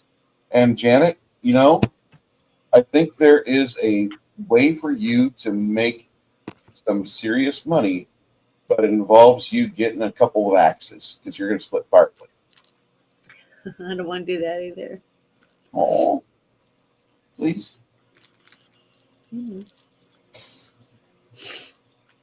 I'm just saying. I'm just thinking that maybe I shouldn't do any of this stuff. Just get rid of my OBS and I got to get on my thing and find out. I think it's next month that it's going to be expired anyway. So Join us on it's going Restream. to work out great. No, I don't need it. I mean, Janet, my love, my darling, my turkey maker of outstanding portions that my fucking kids had to eat. You're having a bad moment. It's okay. Do not put your faith in people. Put faith in good. Because good will always. I thought I did. No, here. I thought I did, but You cannot put faith in politics. You cannot put your faith in real leaders. Because at some point, it's like meeting your hero. They're going to disappoint you. No, I did. That's not what I'm talking about. Well, I know. I'm just as a broad statement. I am to the realization of how stupid I am to have tried to make people believe that they can fix their communities. They could make changes in their surroundings. When it came to every person I know lives in a city that has a mayor, a sheriff, police officers, firemen, paramedics, all that, when all of that doesn't mean anything because all of that's corrupt, because all of them are going to screw you over sooner or later, because everyone from top to bottom in government are corrupt, basically. So all the years that I tried to think people to do that stuff, I'm realizing was dumb. This is, I mean, me and you've talked multiple times. By no means am I going to come a hypocrite and say Trump is the best president we ever had. He's not the worst president we've ever had. I'll meet you there. But he's not, but you know how I feel about the El Presidente. Here's your thing when it comes to politics. They're like diapers. They need to be changed every so often. If this is your guy, who, by the way, most world leaders at one point or the other go visit the wall. It's a thing. It's been a thing fucking forever. Trump did it back in 2017 or whenever he got elected, he went. It's like meeting the Queen, only with 17. Jews. Yeah, it's like I said, it's like meeting the Queen, but with, Jews, which is not a bad thing, Hell, I've been there out of your curiosity. It's a thing. If somebody disappoints you, that's their problem. That's not your problem. That's their problem for not living up to the advertisement that they were selling you. But I'm not disappointed in Trump right now. It doesn't matter. I'm just saying in general. That's not it. In general, you put yourself out there, which takes a great deal of bravery. And if somebody comes on here and is a snide, dumb shit, then that's their problem. They weren't beaten enough as a child. Give me their address. I have a baseball bat. I will travel.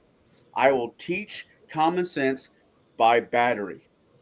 I'm Catholic. We understand what it feels like to smack people with rulers. I just do it with a baseball bat or a shillelagh.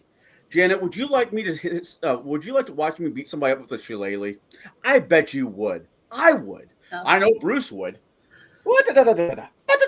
Just over and over. Come on. I'm giving you the smile. Come on. You can smile. It's okay. No, it's all right. I don't want to see you beat anybody up. Oh, trust me. Bruce would like to see me beat some people up. I'm sure he's got a list. Yesterday was my birthday. I turned 6. I turned 6 years old. Because if you put the first number with the second number and you add them together, I am 6. Or if you're a Hitchhiker's Guide to the Galaxy, I know everything. Therefore, I am 42. I know everything. So listen to Connell. Connell knows everything, at least for the next year. Then I won't know shit. But seriously, like majority of people that I follow, Janet, and I don't follow them because like they're infallible. I follow them because they failed greatly in their life. But you can't really start to make something of your life if you're always given platitudes and always just promoted because of who you are. You have to hit a fucking set of skids, and you have to fucking after that build yourself up, and that's the thing. You've done a lot of really great things in this world. You've got a lot of people that obviously care quite a bit about you. No matter what, if you put yourself out there, you're going to have this nameless rabble point and laugh and say, "How dare she try to talk to people about politics? She's not Harvard educated. She's not from the Northeast. How the hell would she know who exactly has the best overhand serve at Oxford? Or how would she know exactly military theory. She's just an idiot. She's just a little blue collar wife, blah, blah, blah, blah. And they just run you through and just dig through all your failures and fuck ups and throw that back in your face. And you get now, hurt. I knew that people hated me because I got lots of hate. I mean, people saying stuff like, Happy Mother's Day, Janet. It's a shame I can't understand a word you say because you got Trump's dick in your mouth. Or another person saying, I can't wait until I can slit your throat while you're sleeping in your bed. You know, stuff like that. And they leave comments like that on my timeline. And I'm nobody. I get all the time on my Twitter. Just a tiny channel that's not monetized. I don't even have, I need over 600 more hours to even have the opportunity to be monetized. I make mostly short videos of my chickens or me dancing around in a dumb outfit or some stupid shit like that because it's fun. That's the only reason I do it. And people hate me because of it. And the first time that I did a video about politics was the one I did about Comet Ping Pong, and it got taken down by YouTube. Yeah. And it made me so mad that I wanted to do more. So I started coming up with more ideas. And then that one day, a sister called me and she said, "What are you doing?" I said, "Nothing." And we were depressed because it was the anniversary of my mother's death. And I said, I want to do a live stream. I'm going to call it The Shit Show. Do you want to join me? And that was the first one I ever did. So after that, we talked about politics. We talked about all kinds of stupid shit. And I thought, this would be fun. I'm going to start doing it. And I just went from there and started doing it. And it got more and more politics or whatever. But there's a lot of shitty politics going on around the world right now. Then COVID and all the other shit. So that's why I did it. But I did it because I thought I could make a difference. If I could get two people to see something they didn't know and that they might be able to go to their town and make a difference, it would make a difference. That's what I thought. But if everybody's right that he's just a Putin puppet, it doesn't matter because it's not going to get any better. I don't think the Putin puppet. We are just as bad off as we would when we had Biden, except that the corruption is hidden now. It's more under the blanket instead of back out in the open with a zombie guy shit in his pants while he's walking around. That's the only difference. The same people are in charge. It's just a different person at the helm. That's it. Janet, do you see my thumbnail? Yeah. Like you know this. who that is? Yeah, it's Mr. Rogers. What's Mr. Rogers doing? He's flipping somebody off. Mr. Rogers is giving the world the finger. Yeah. Be like Mr. Rogers. Don't give up and just give the world the finger. Mm-hmm. Live by spite. It'll provide you more laughs. It will. And it'll also give you purpose. I have purpose. If you like a purpose, I got plenty of crafts to make. I got tons of shit to keep me busy. I got tons of trees to chop up. I got dishes to wash. I got chickens to feed, coops to clean. I got tons of shit. I can be busy every minute of the day. So, I have plenty to do. I get threatened all the time. I don't care. It's fine. Whatever. I reply back with a gif of a Vermeer wood chipper in action. So I just, you give, you take, and I don't care if people don't like me. I got the 100 or 150 that I want to have around. I can't talk to 5,000 people. Okay, so if thousands of people can't stand me, all right, that's fine. That's fine, and I'm good. I'm going to have fun with this life. It's not going to last forever, and as long as I get to see the collapse of the agenda, the message falls in on itself. That's all I give a shit about. And even bonus points if I get to watch Pritzker have a heart attack on TV, because that has got to. That would be amazing. Janet, this is what you do. Listen to me. I have your best interest at heart, whatever kind of left in there. I mean, my daughter has a huge trunk. Anyway, it doesn't matter. Anyways, what you do is you find yourself a stud, a big, handsome stud. Now, let me finish. Make sure he's a flat earther, because at the end of the day, no matter what he says, you're going to be smarter than he is. Mm-hmm. Well, we can throw Shadow into this list. You know, at the end of the day, you're smarter than Shadow. Hey, Shadow.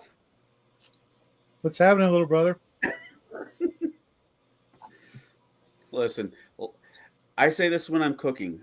Life is miserable enough, but your food shouldn't have to be. Or your beer. Or your company. Janet, I look forward to seeing you every other Saturday on Bruce's show. You know why? Because you make me smile. I don't smile that often. I'm a grumpy son of a bitch. On my best day. Well, I'm still gonna play games. I'm not gonna You quit better. playing games. I I'm will just come not to gonna you. I will I'm just argue. not going to. Yeah. The only reason I watch Bear's show is to watch and see how you do. The other guys, I don't give a shit. Okay. I got a couple questions for you, Janet. Uh-oh. You enjoy doing your show, your Friday show, this show? I used to, but I don't think I will now. Why? Because the reason I did it is it's not there anymore. What was the reason? The reason I did is because I thought I could make a difference. I thought I could make people want to change their cities and their towns and their states for better by changing laws, by working the polls, by volunteering in their communities, all those type of things. But if all of it's corrupt, because they're all corrupt, everybody in government's corrupt because they're all run by Mossad, then why would I want to waste my time trying to get people Put your to hand join here, Janet. Mossad? Put your hand here. You still got a pulse? Yeah. Then you're not done. You think you failed? Yeah. Why? You're Because not I'm done. dumb. Who Because said I you're dumb? believe that I was That's making a correct. difference. You are making a difference just because you don't see Who? it. Okay, 1, 2, 3. We outvote you. I So count for how double many as of my you? birthday. Okay, how many of you have worked the polls? I've dated girls who work I've not polls. worked the polls, Janet, but you know what I've done. Just saying. You think I gave dated, up? Hey, I've dated girls who work polls. Does that count?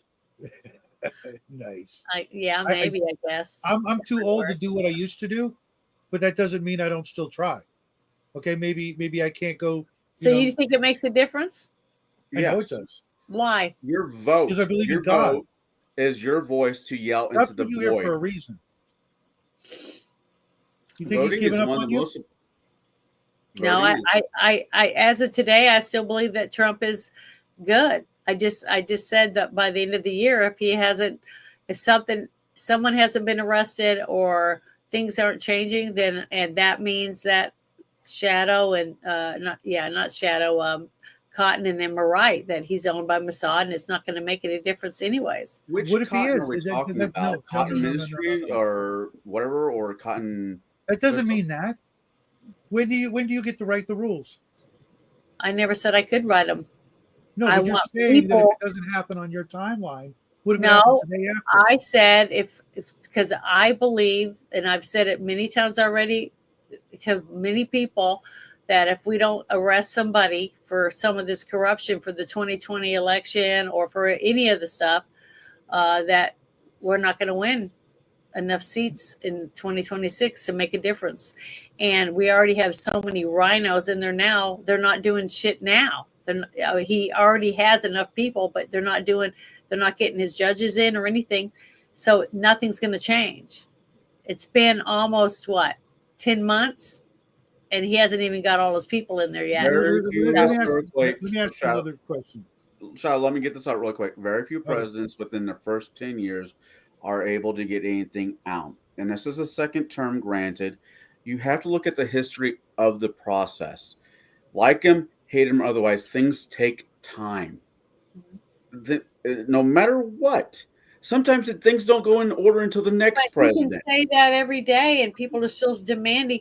That's what I don't understand. Everybody, where was all the people demanding about the Epstein files before Trump was ever in office?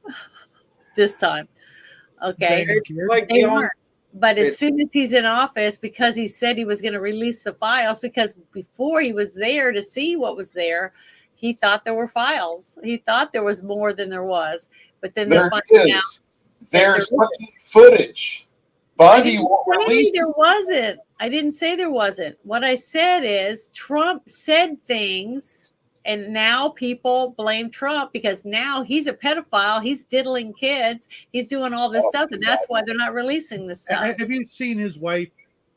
He's not No, diddling. what kids I'm trying to say is the reason I'm not going to do a politics show anymore is because I was trying to promote to make our country better. And because Trump is president, that means I voted for Trump and I wanted to see Trump be successful, but he's not going to be successful if he's owned by the people that Papa Cotton and them believe he is. Then it's not going to make any difference. So that means by the end of the year, nothing's going to change. That's the timeline. As much as I dislike Trump, Trump is not owned by anybody but his own thoughts. Okay, first off, Janet, good. Sorry. I wouldn't worry that Trump was bought and sold.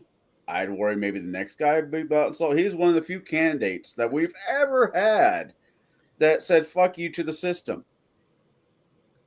And this is a compliment. And trust me, it's hurting. I mean, heartburn from this. Yeah, this guy does not like Trump. Okay, I get the impatience. I'm there. I didn't even want Trump. I wanted Ben Carson. But because we ended up with Trump, I backed him, and everything that he's been doing, I thought he was doing a good job considering, what he had to work with. He's doing a great job. If he's owned, what I'm trying to say is if he's owned by Mossad and he's not going to release the stuff or whoever is nothing's coming out. What stuff? You mean the files that they the got 33,000 files that they just released, okay, and whatever else. And I've already put on there that if you didn't read the files, then how do you know there's no names on there? How do you know what there's not in there if you haven't read them? I'm downloading them still. Okay, those files everybody's talking about, and all the videos that Bruce is talking about. They were taken. Oh, when were they taken? What year, Bruce? When was Epstein arrested? Back when he was arrested the first time. 2020. The second time. What year was Epstein was arrested in 2000. Trump was still in office when he got arrested. So 2017, 2018 time period. I mean, 2018. Okay. You mean to think? Did you think those all that evidence has not been like either destroyed or rewritten in the? It doesn't matter what I believe. Well, no, I mean you have to suspect that the bad guys got a hold of that information. And he's already said that. So that's not news to me. What I'm trying to say is everyone else, or not everyone, some people think that he's not releasing certain things because his name's on the list, and that he is owned by Mossad, so he's not going to release anything because the names that they don't want released are on there. So he's not going to release it because he's owned by them. They own There's it. another reason. There's another reason that most people don't quite fathom. I was having this discussion with my son, this very discussion this morning, or this evening, I should say. Do you have any idea what would happen if we got all the information that we want? Can you imagine the absolute bloodshed and chaos and mayhem that would go on forever in this country and across the planet? Trump's not the kind of guy that wants to pull open that can of freaking Armageddon and Let's be see right here, right there. They said they were going to do that already. And I would love to see that, but at the Now, same time, not all of them are going to. Some of them, like I tried to explain before, signed non-disclosures and took money. They aren't going to release names. Some of them are going to take money now. And then other ones said they don't want their names released. They don't want to go public because they are married, they have families, and they just want to get out of it. They don't want to be involved anymore. Okay, and I understand that. And I've said over and over again, I'm an advocate for the victims. I don't give a fuck whose name's on the list.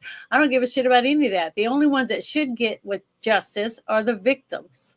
Mm-hmm. If those women want justice, they should be able to get whatever they need from the transcripts from the Ghislaine Maxwell case and be able to use it against the people that hurt them and traffic them. Period. That's what I've been saying. And but if Trump is owned by Mossad and he's going to cover it all up, like a lot of these people are saying, then I'm not gonna do any of this stuff anymore because it's a waste of time. Because I can't help anyone. I can't help our communities. I can't help the people. I can't do anything if it's all rigged. If it's all fake, there's nothing I can do to help them when it comes to the politics stuff. The game was rigged before you were ever born. I know. Okay, If this is how you that's true, then I'm wasting my time. That's the only thing I've been saying. I'm wasting my time trying to fix something that can't be fixed. Okay, Janet, step away from politics. This is what you can do for your show. You believe in God, right? You go to church? Mhm. Does your church have a food pantry? Food runs? Yes, Any of but that nature? ours is in front of the elementary school. Okay, well, we Where I'm don't. Okay, this is what I think you should do. Concentrate on that. Put out these are the dates. This is the time. This is what the church needs to feed our local people. I hate the federal election. I think it's rigged, not because one guy or the other one's pulling because I don't believe in what's the term? Electoral college. Yeah, I think it doesn't work anymore. It's been broken for a long time, but you can't go popular vote or the East Coast or West Coast is going to make the choices, and the rest of us are just fucked. So, but this is what we got. But these are the votes that does matter. Local, town, village, city. Fuck state, because at the end of the day, fuck state. But your village, your town, or your city, your school board, if you have kids, or your grandchildren, or your good friends with your neighbors who has kids, food pantry, things like this. You can have a YouTube channel purely on the fact of giving.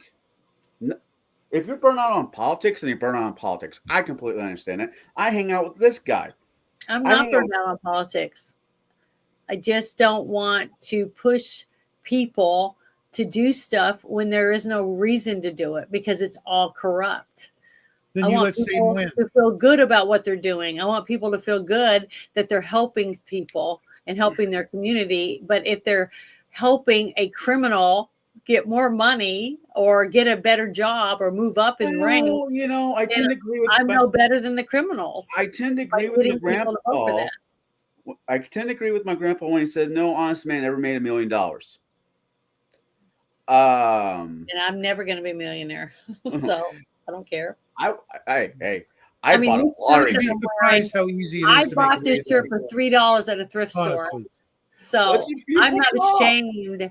And I love it when spend you less money. get up and put on your costumes, and I can't stand up because it'd be awkward, and your some of your fantasy costumes. That's besides the point. I'm just saying, I'm not ashamed to wear hand-me-downs. I'm not ashamed to say that I'm frugal on money. None of that stuff bothers me. I don't care about that shit. I mean, there are so I many never other have. things there are so many other things you've done in your life. Okay, reading this correctly. Yeah, there's so many things you have done in your life that's worth talking about. You worked in Hollywood. You've been in camera. You don't have to tell us what movies, TV shows, or whatever, but you can share experience that you've had, good, bad, or other. People are curious. If you want to take a break, and I really think you should take a break from politics, not forever, just to recuperate. You are beaten up. I used to box. It took me maybe a month and a half to recover from getting whatever ass beating or beating of ass I was in. You have to self-heal. And that's where you're at right now. You got rang. Your bell got wrong. If I'm proven wrong that Trump is corrupt and that he's owned by Mossad, then there's no reason for me to be involved in politics. I mean, how do you want me? And I love you dearly, but how do you want me to answer this one, Janet? Because as that guy said, and You don't have to answer anything. All I'm saying is that's what I'm going to do. Do I think that Janet, if I think I'm going to lose my faith because there's no reason to trust the government in this country if one after the other is all controlled by the same people. This the is, founding I'm not going to fathers, worry about that the anymore. founding fathers never wanted you to trust your government because they knew the government could never trust the people. You have to trust your community. Everything else is just everything else. I mean, No, you need to trust in God, because I have the that government. already. Government. well, that's He's two not different. done. That's apples You and know? oranges. We win God, in the end.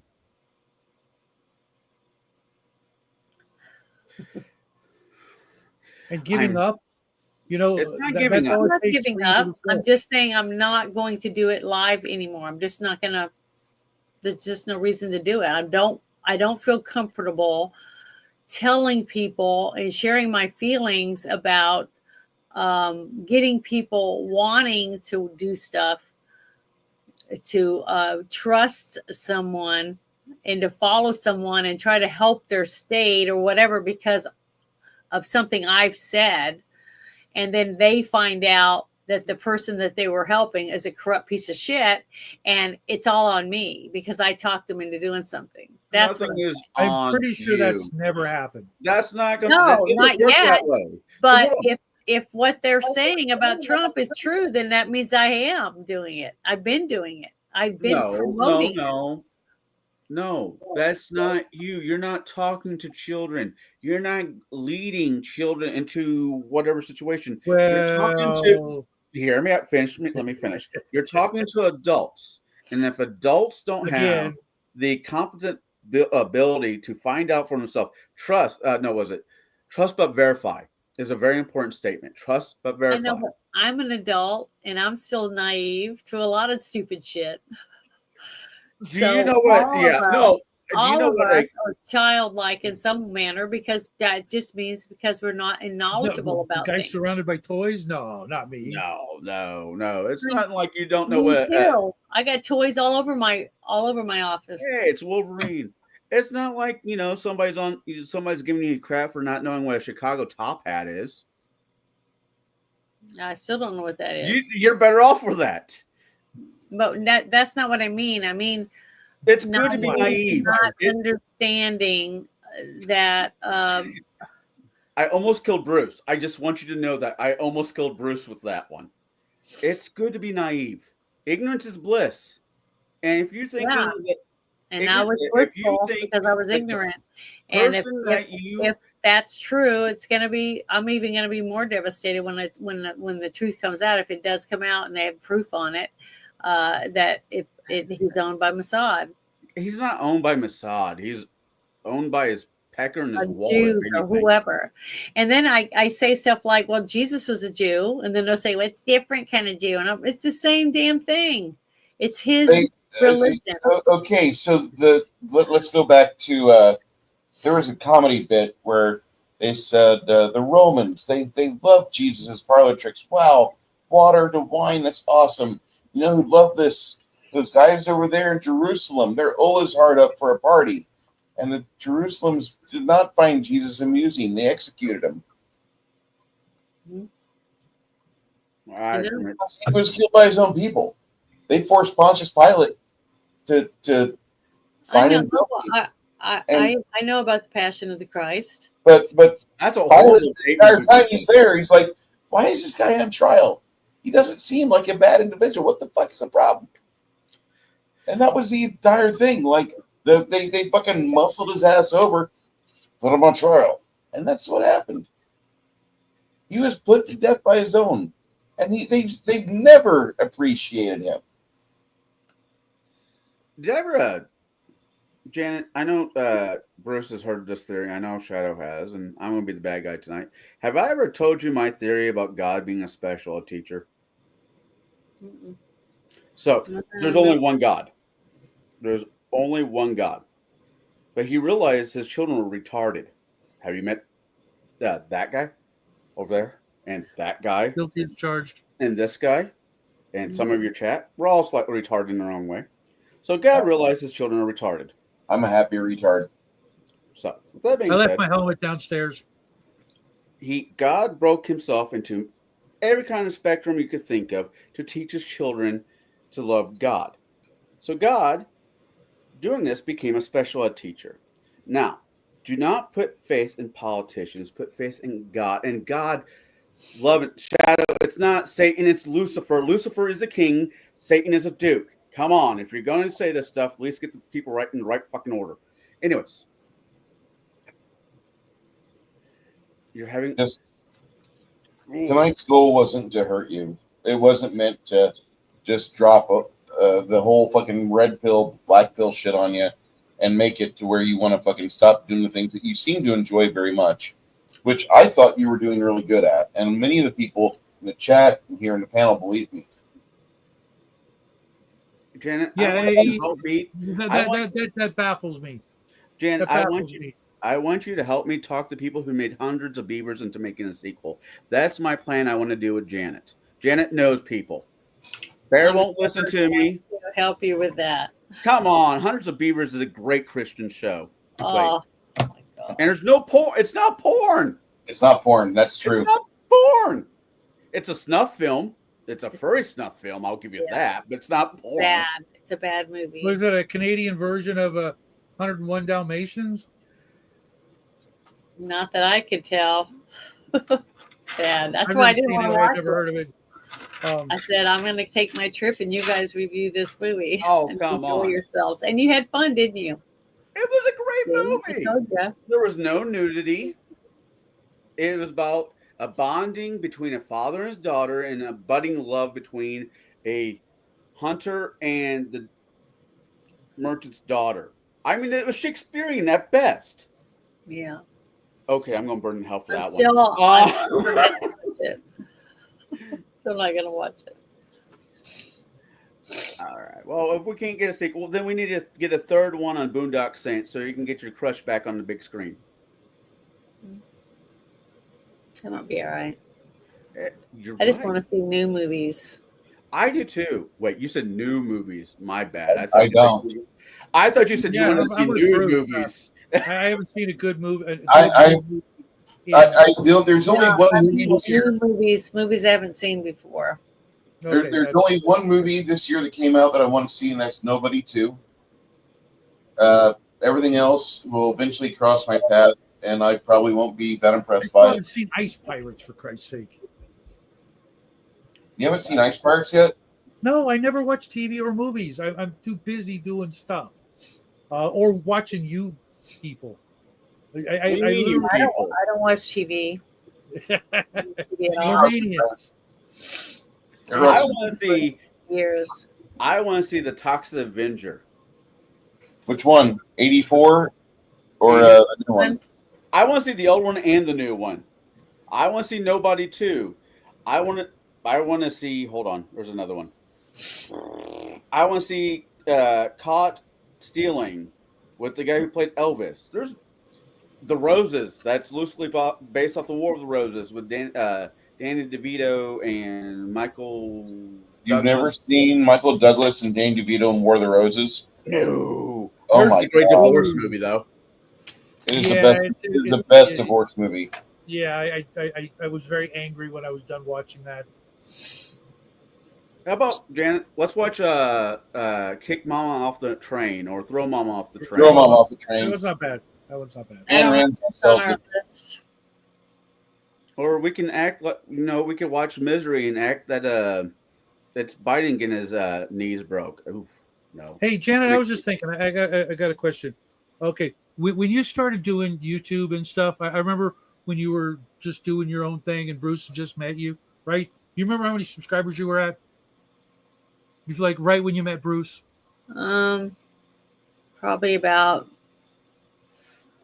600, 700, something like that. Yeah, because you and me have been like kind of pretty close to in numbers. I'm having the same kind of problem you are, but it started from the very beginning because we had the American flag in the background when Jackie and I started making our videos, and that put us in the doghouse with the tube of views from the very beginning. But yet we still we're at 945 or whatever, struggling doing the thing, right? But since then, and since you've done you've been hanging out with Bruce and doing the thing, right? You've got like over 1,000 subscribers, right? Have you been losing subscribers? all the time. Yeah, I mean, off and on. Yeah. Like No, one it here, goes up and down. One or two there, here and but there. you're still Yeah. going up, right? You're still going up, right? Really I mean, slow. welcome to the club. I've been doing this for going on 6 years with the boy off and on because he's too busy to hang out with the old man. You're steadily going up, okay? Not the way we would all like to see you, your numbers going up. But people aren't like Well, on running. TikTok, I went really quick. Well, I'm way over 10,000 really fast. But and that's what I was doing, is making videos over there. And then when I found out, I remember some of your here, I started doing regular shorts over content. here. But you're not like, people aren't like leaving ship, okay? And despite what you think, okay, I know beyond a shadow of a doubt, whether people think I'm crazy or not, what you're doing and the calling you heard to do what you started doing was for good. Yeah. And to turn that off just because things aren't going exactly the way you'd like. Things never go It's the way. not that.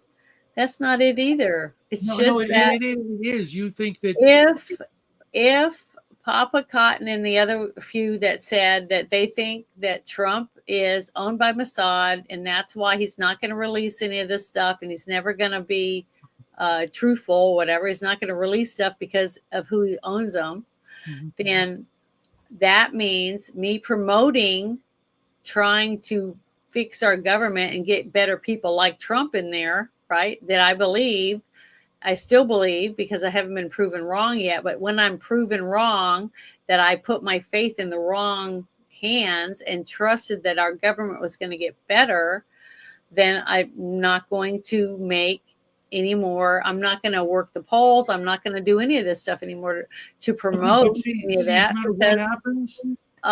Because they're all corrupt, and I'm not going to push corruption.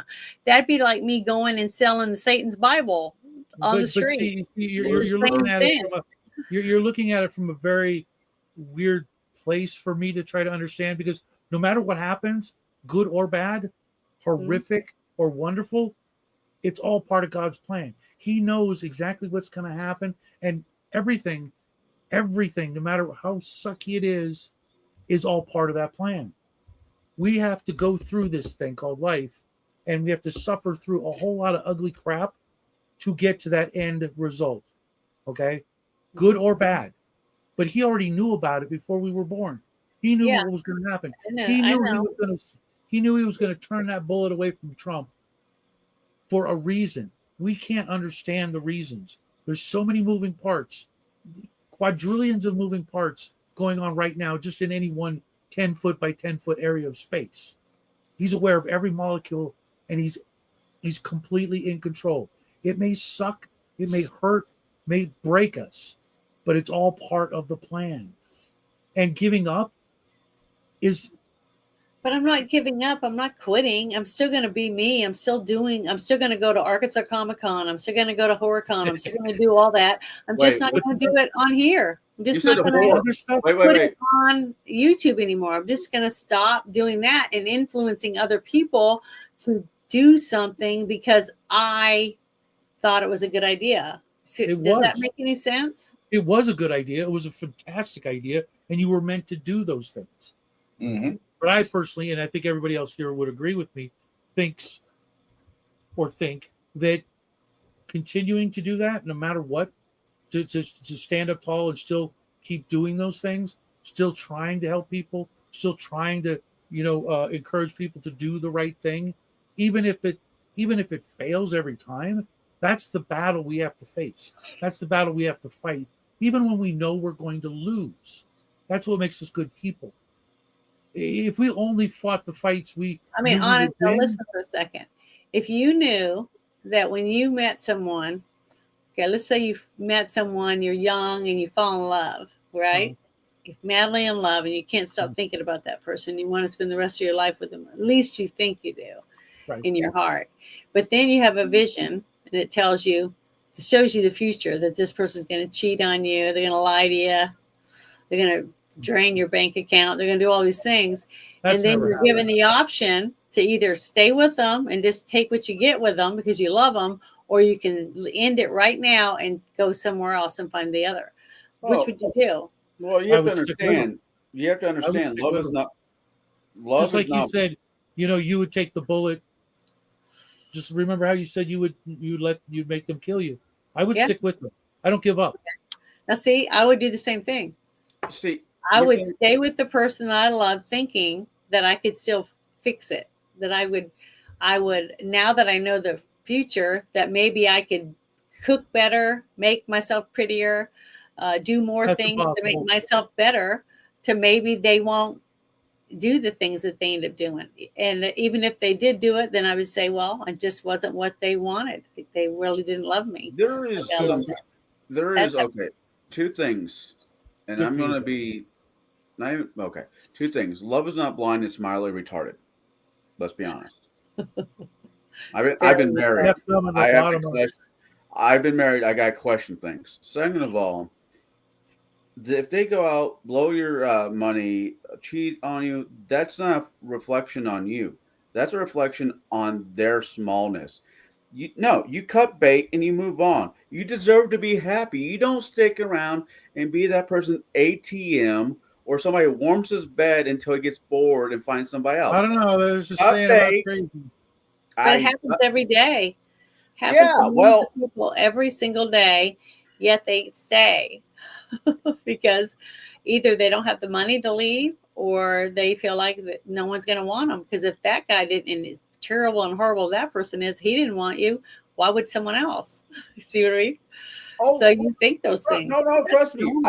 I am 42 years old. Yesterday, I have been single-ish, thanks, since Maggie was 3 years old.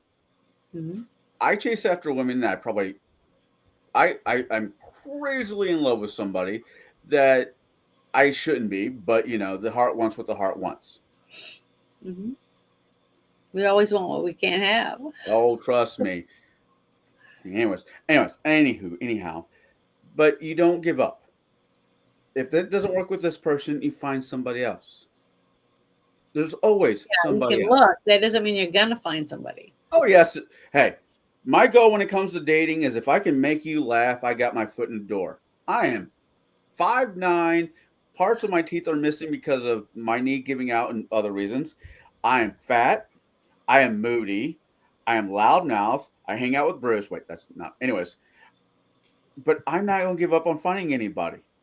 And neither should anybody else. Just because that person wasn't the right person doesn't mean the next person isn't. Hell, I'm going to go to church to meet a wife. And that scares the fuck out of me because you know how Catholic women become How do you when think they the get old? priest feels?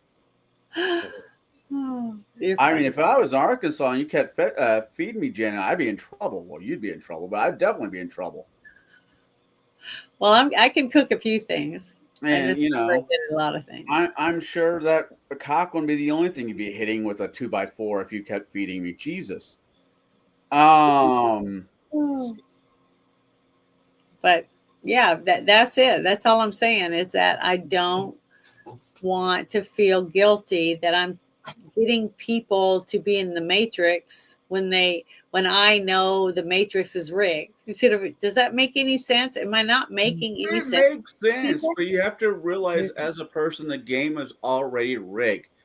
You know the game is rigged. Now, but see, I didn't before. I believed the game was rigged for some people. I believed in my heart that only people like, I'll just take a handful. Let's say there's 35 people in a room, that 5 of them people are going to be corrupt. Okay. And the 5 people are corrupt enough to talk that person in, not to be corrupt, but to hand over their money and their information to these 5 corrupt people. And these 5 corrupt people are going to be ripping off all these other people to their best they can to make money where they don't have to do anything besides feed off these people.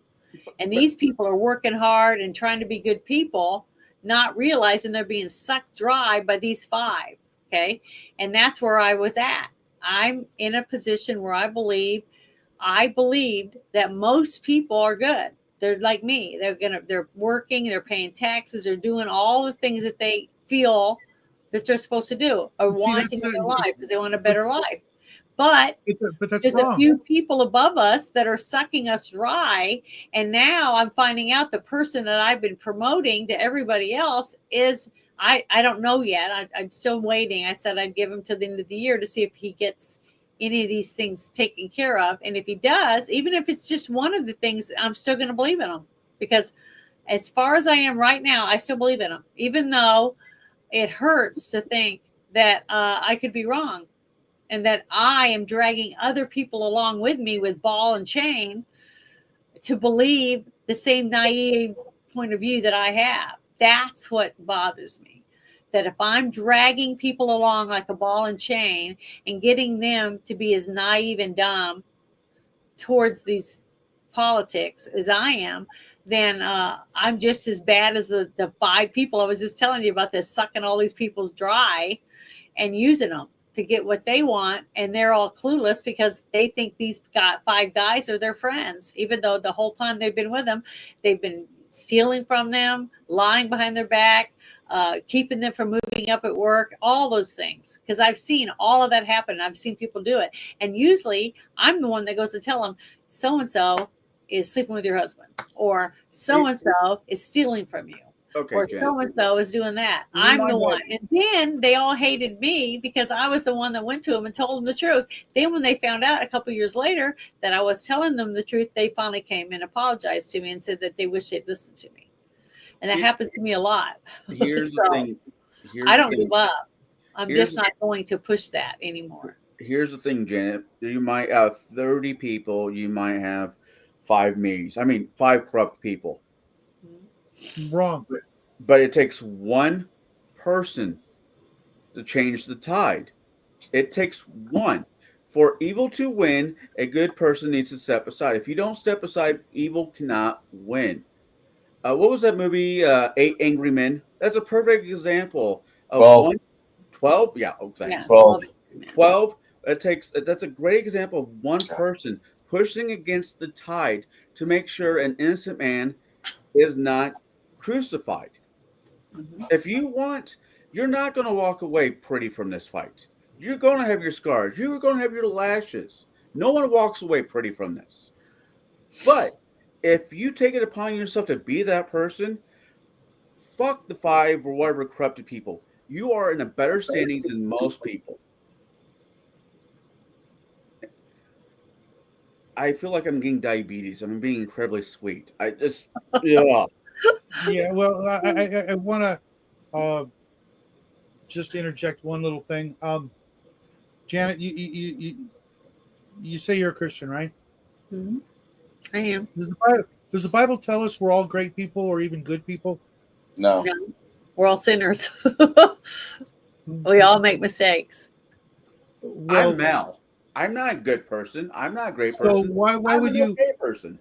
Why would you attribute such qualities, such admirable qualities, to anybody who's human, without at least knowing them, meeting them?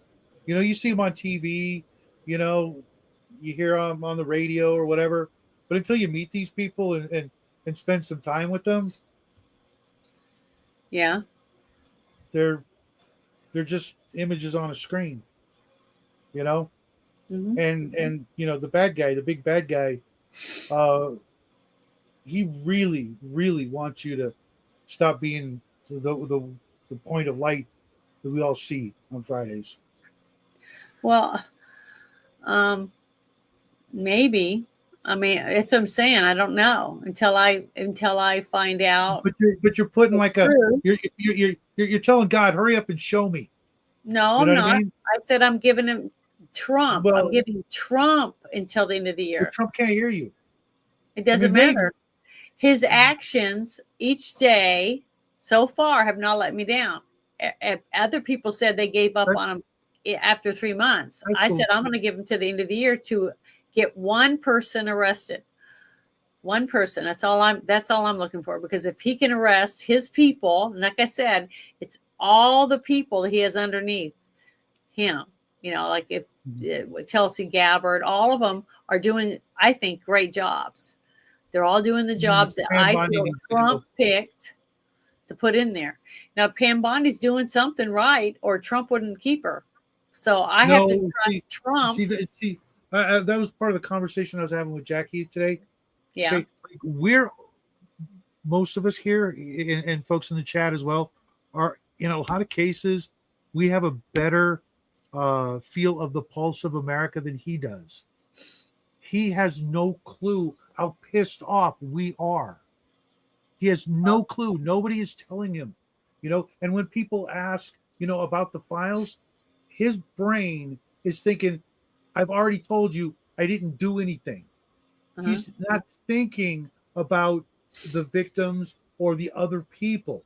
He's thinking about his own damn self because he hears it every day. I heard another person today, you know.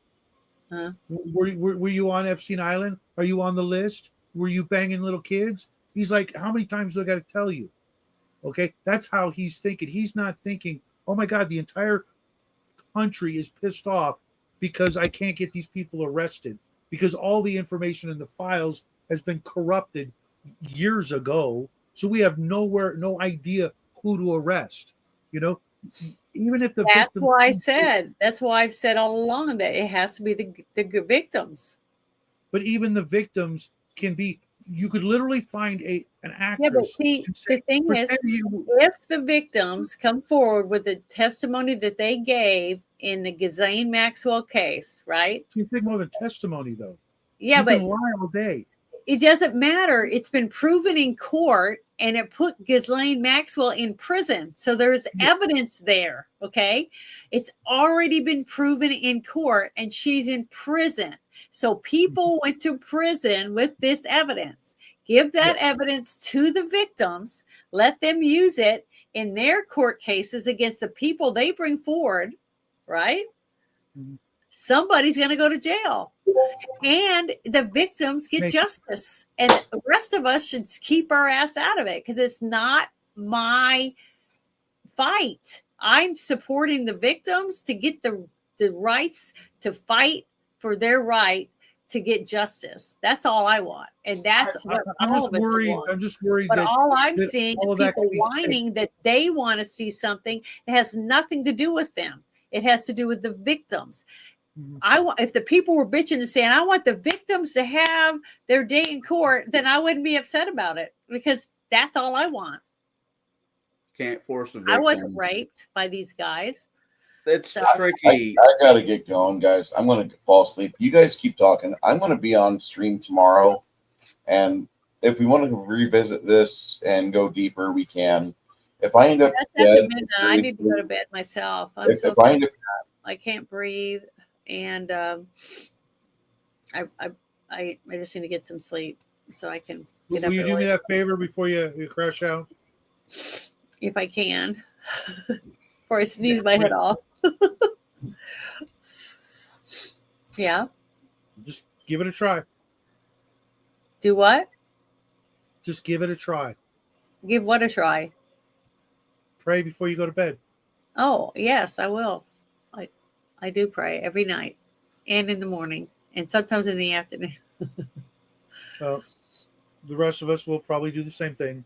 Mm-hmm. Yes. Maybe. Bye, Bruce. Good night, everybody. Shall you still want to do a show? I got this much left of a cigar. Sure. All right. Janet. You guys have a good night. Janet, I adore Thanks you. for You're hanging out with amazing. Yeah, this is like the first time, wasn't it, Janet? Huh? You've been on my show. This is the first time I'm on your show. Yeah. Don't make it the last. It won't be. But just not, it just won't be about politics. I can. We could talk about bad TV shows from the 60s.